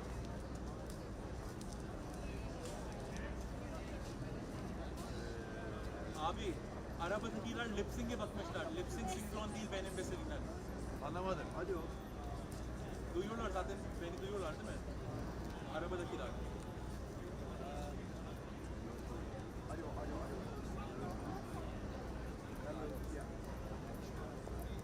Abi beni seçer misiniz arabadakiler? Abi, Cafer'i seçer misiniz?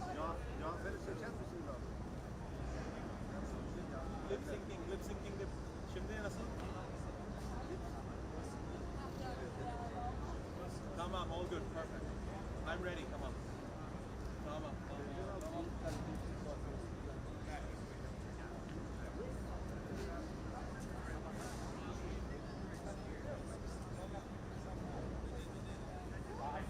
Açtım abi. Abi beni duyuyorsanız tekrar abi. Duymuyorum ben sizi. Beni açtım ben de yaptım.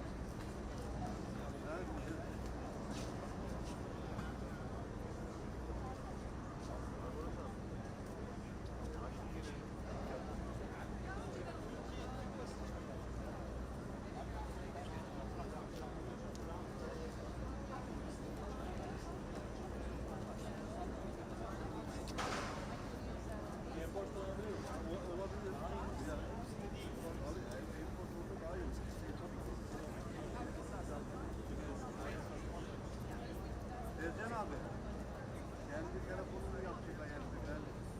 Ve tahtaklık orada şart mı? Alabilir miyim? Alo.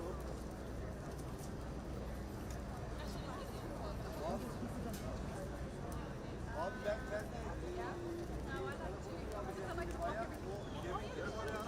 altta düşürmüş kendi telefonumu istiyorum. Kulaklığımı tutabilirim.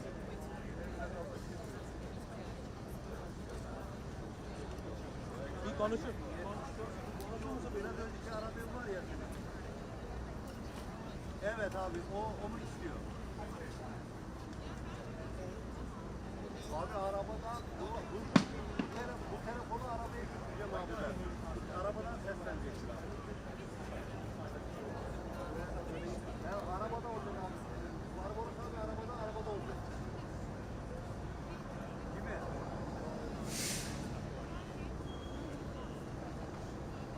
Araba duruyor abi. Evet.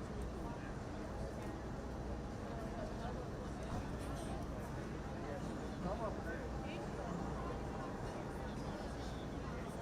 Tamam ben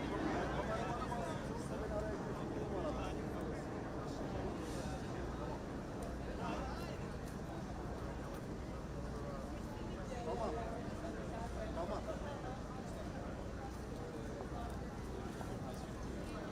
Abi beyazları biz yaptık, siz de çek ederiz. Beyazlarını yaptık abi hepsini. Barbaros abiyle beraber yaptık, çek ederiz.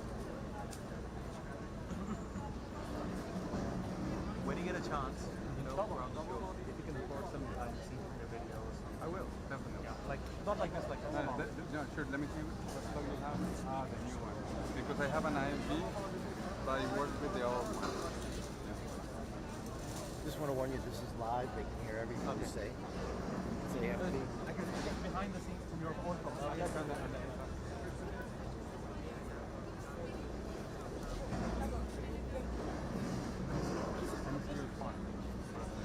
Otherwise, I can borrow your No, this is fine. You're good? I have this, yeah, perfect. I'm all set as well. We're both good now. Good?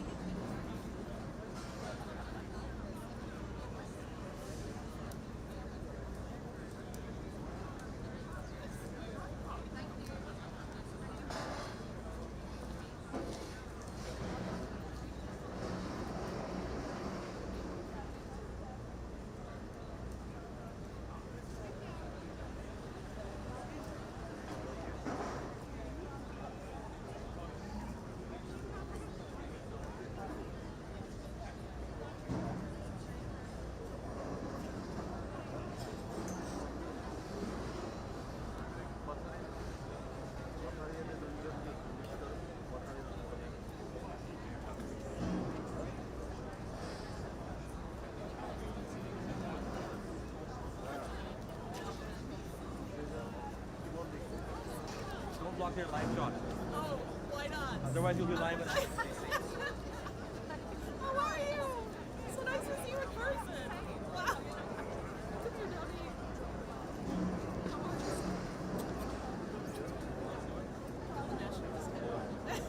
Are you going to the Turkish house? I am. I'm running over there now. Let's catch up. See you later, baby. First lady next.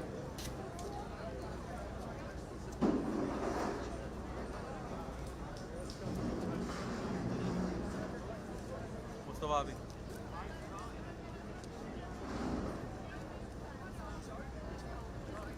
Adamı taşıp. Hazır mı abi? Umut geldiği zaman oturuyor. Umut gelmedi.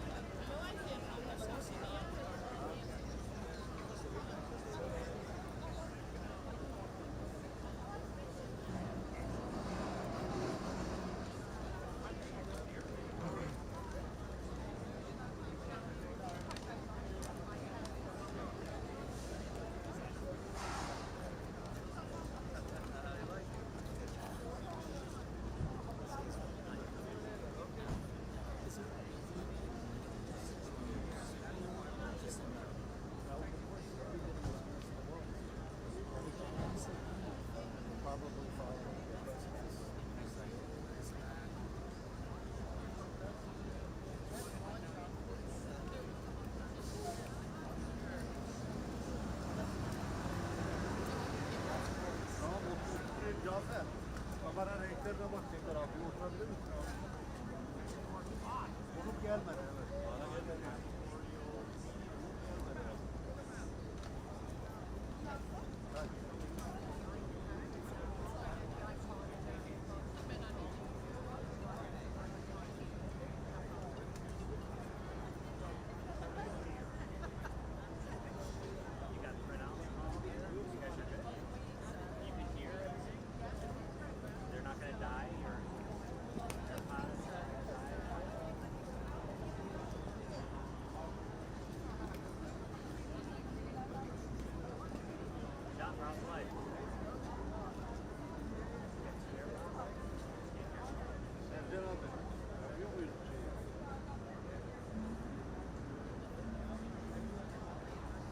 Tamam görsün abi. Muhabirlerin olur. Konuk gelmedi Sezin abi. Tamam geliyor abi. Saniye yanına abi.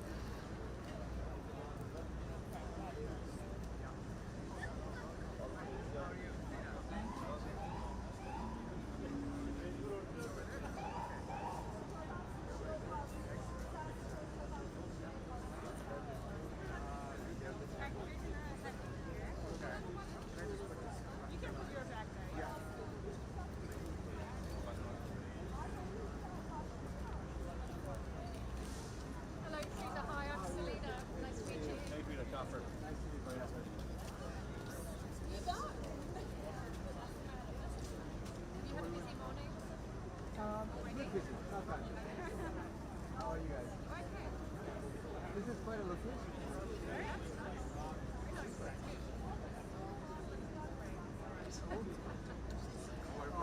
You're welcome. So what's the name of the Name of the program is Palestinian. Sezin abi tak. Okay. Mikrofonları tak. I think I guess the theme is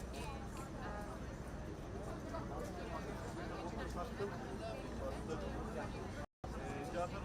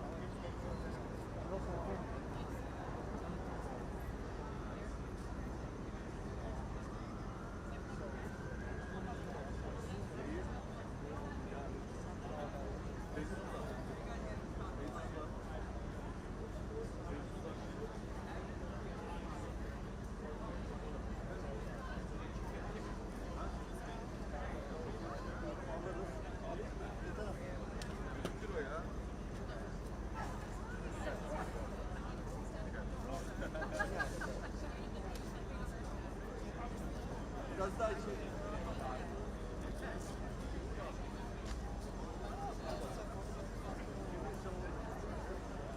Başka alacağım bir şey var mı?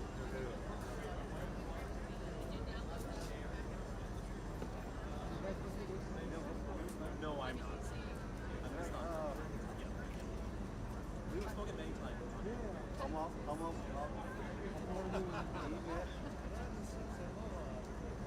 İyi mi?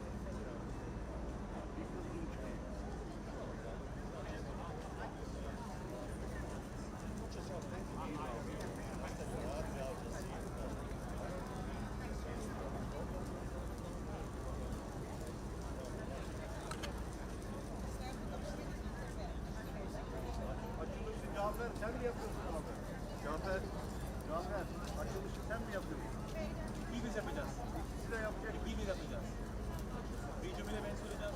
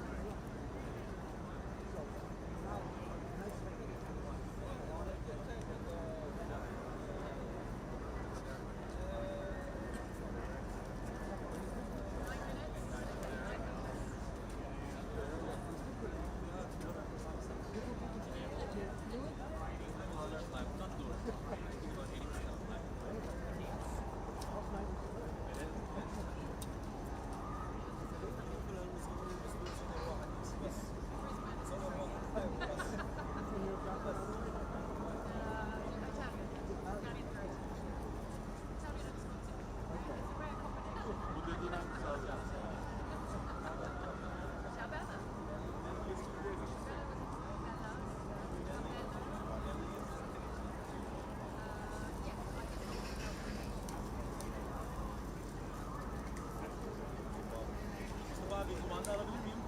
Bir saniye. Bir de bir kere şey yapar mısınız?